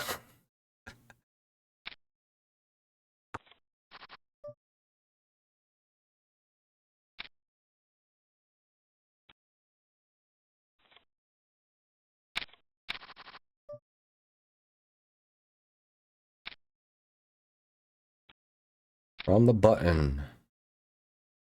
I should get credit here for having an ace. Easy takedown. I think I'm probably gonna end up chipping some of these players down the same way I did Carbos. I'll try not to bluff too much.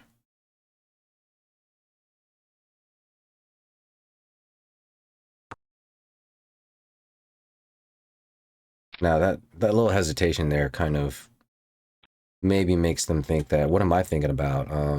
Do I have a small pair with the aces, and do I have a flush draw? You know,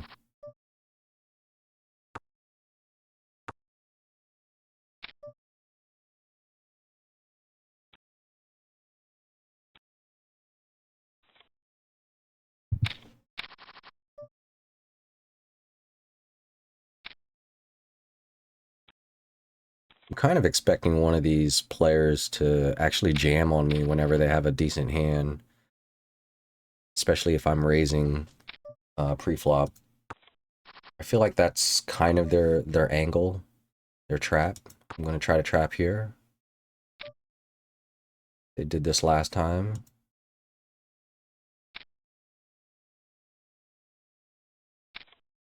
When I checked to them on the flop, they ended up leading the turn, but they did it for 2 big blinds, and this time they only did it for 1.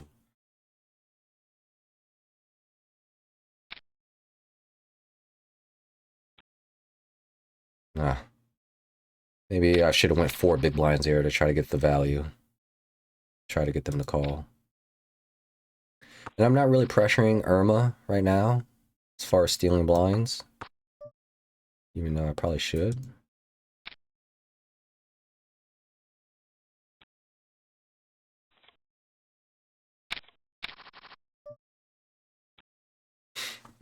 I probably should. I should be probably a little bit more aggressive. I'm kind of sitting back a little bit, thinking that they'll fight each other. But I probably shouldn't think that way, and I should probably just go after this kind of stuff. So here's one of those situations that I was talking about. There's just waiting to jam. Do I call them? No. At least not in this instance. One of these times they might make the mistake. He could have had just a flush draw there. He could have had the jack. Either one I, didn't want to see. I can only beat a stone cold bluff.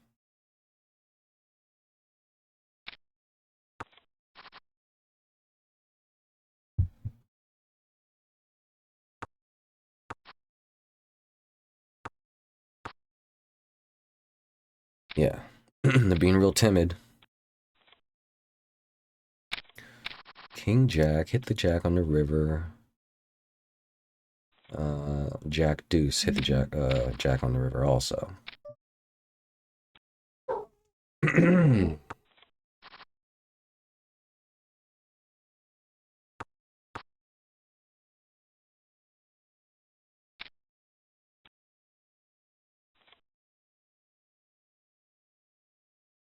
Kind of expect to see Irma taking more of a lead than SB.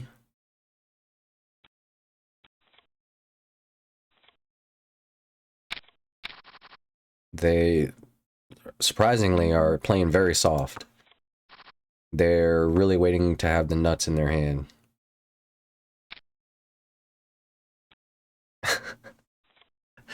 They're playing way too tight.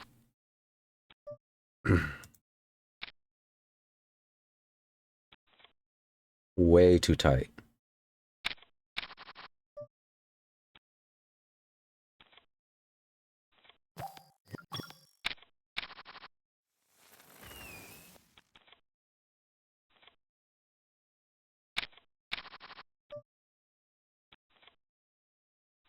And here's the part where we're going to try to blind him as much as we can.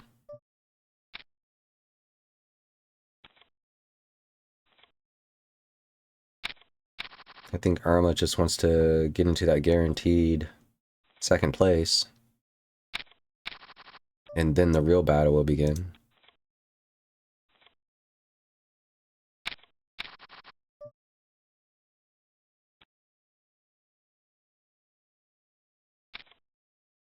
Thank you for not folding again to him.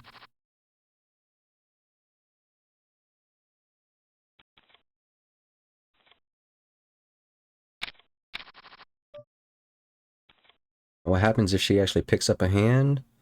She should just raise minimum and I'll fold from the big blind. Like this. Whenever he's in the small blind and I'm in the big blind, if she has something, just raise minimum and I'll fold. This is a good sign she might actually have something if she's playing this hand.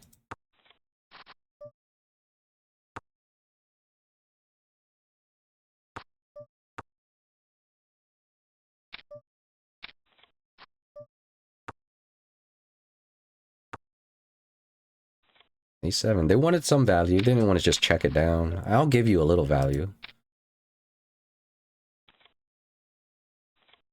Then I'll just get it right back, you know?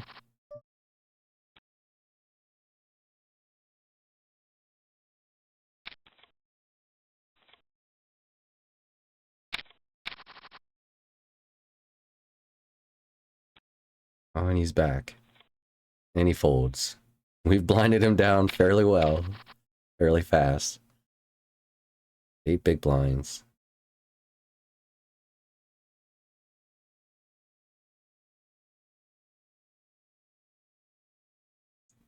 Will he jam it now? I'm gonna raise the minimum just because Irma is kind of folding so I flopped a straight. Irma is folding so fast.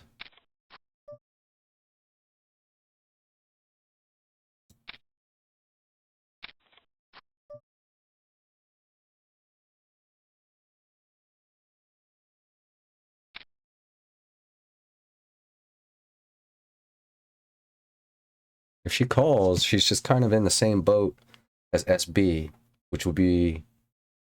And if I could knock her out right now, I would be okay with that. Because SB will be no trouble at all with 8 big blinds after the fact. So Irma, for the ICM considerations, did not call there. Probably, even if she had pocket aces, she would fold there.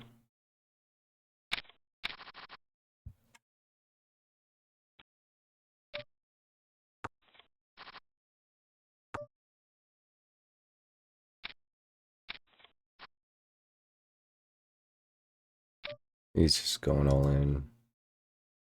Yeah, so he's going to trick and trap me a little bit with checking to me and letting me bet.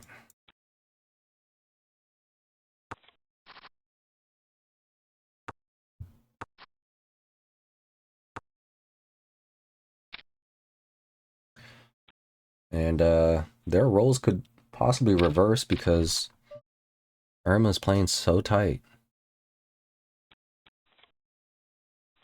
Or at least they'll balance out, right? And then that just makes it easier for me.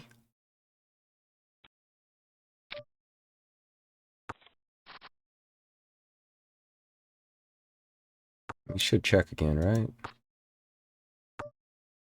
I've learned my lesson, buddy. I'm not going to bluff you. Maybe I will. I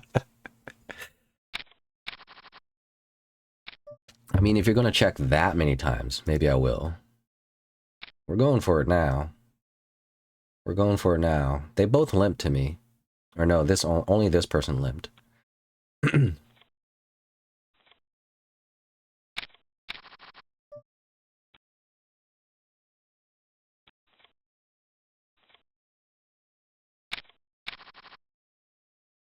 Ace king. And I get a walk. It's alright.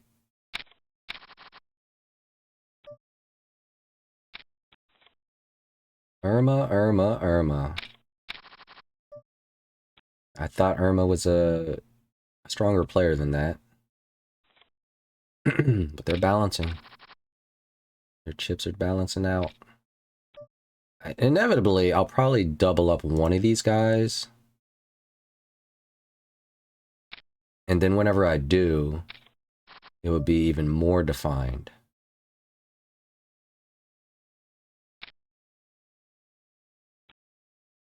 Be even more defined on who we expect to be in third place.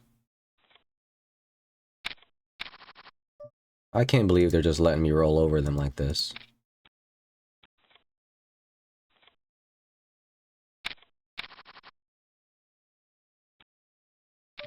But all they need is a double up.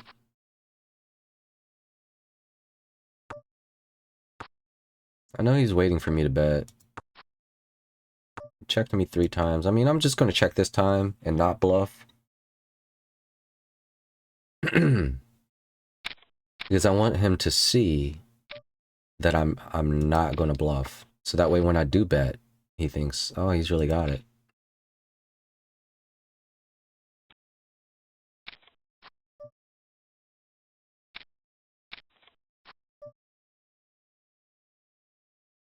I'll get it straight. And what do?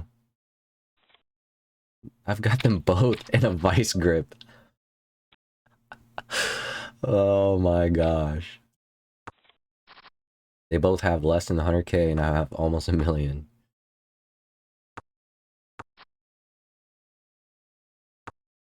It's still possible though once I make heads up.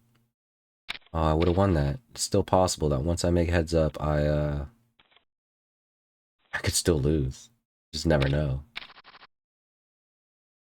Go on a terrible run. I'm gonna let those two fight it out.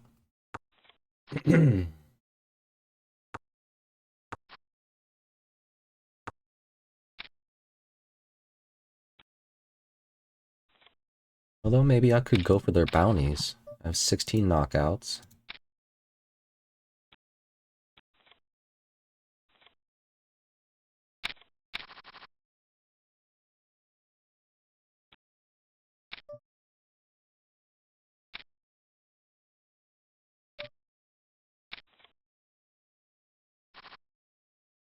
Okay.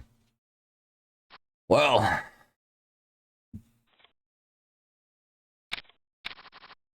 Sure they're happy about that one.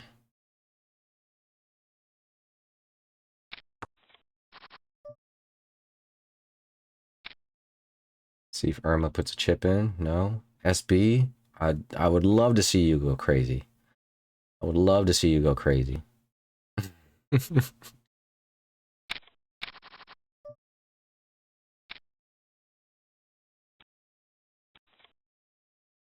Now SB at this point still doesn't want to go out third, so I can still put the pressure on him and blind him back down.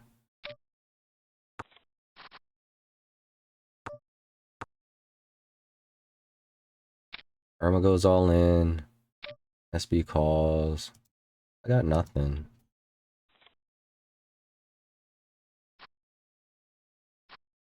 And she doubles up through him, which is great because that just brings his stack back down.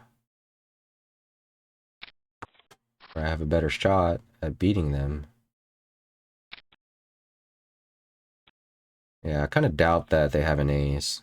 But they're not doing like any raising before the flop. You see, he had like ace deuce and he still didn't raise before the flop.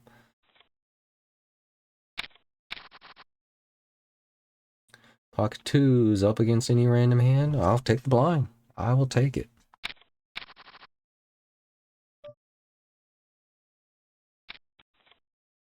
She's very, very tight.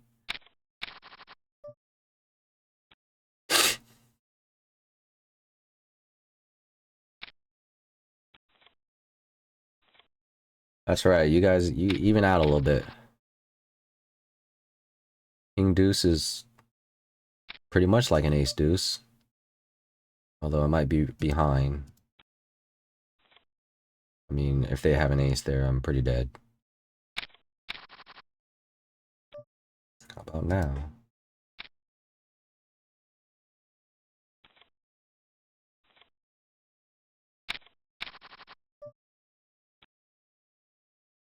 Sadly, I'd like to be the one that takes out the third person so I can get that bounty. I have such a big chip lead. It's really possible. I could do it. I'm just trying to actually pick up a hand to do it with.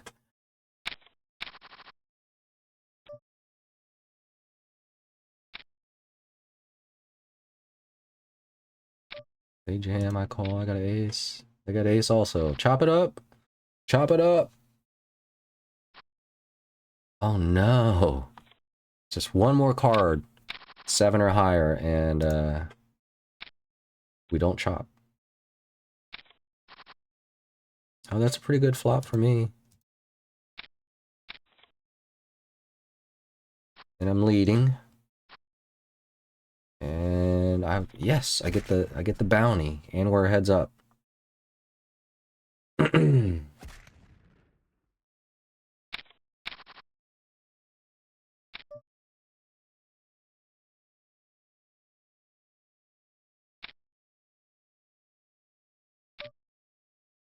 I had a feeling they would do that. They're so low that they're just going to do that, huh? Now they just limped, so I feel like their hand can't be too strong. Jack 10. It's about the best I could hope for. We did it! We did it! 6 entries, but first place. My game is improving. My game is improving. We earned 17 million for first place, 31, almost 32 million for bounties. That's almost 50 million, 60 in. Gotta say that went fairly well.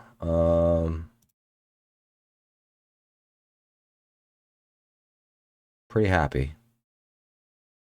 Let's take a look at some stats. 288 hands. We saw the flop 177 times, 40%. Small blind, 41%. We saw the flop. Big blind, 67%. We were defending the blinds. Other positions, 30%. Let's see, that's 110 hands. 1 out of 288. So it's like, you know, a good third. Good third. All right. That's it for that tournament. It is 11:21 here. And I think I'm going to conclude the stream on that note and have some lunch. Thank you for tuning in if you were watching. And I'll see you next time. Thank you.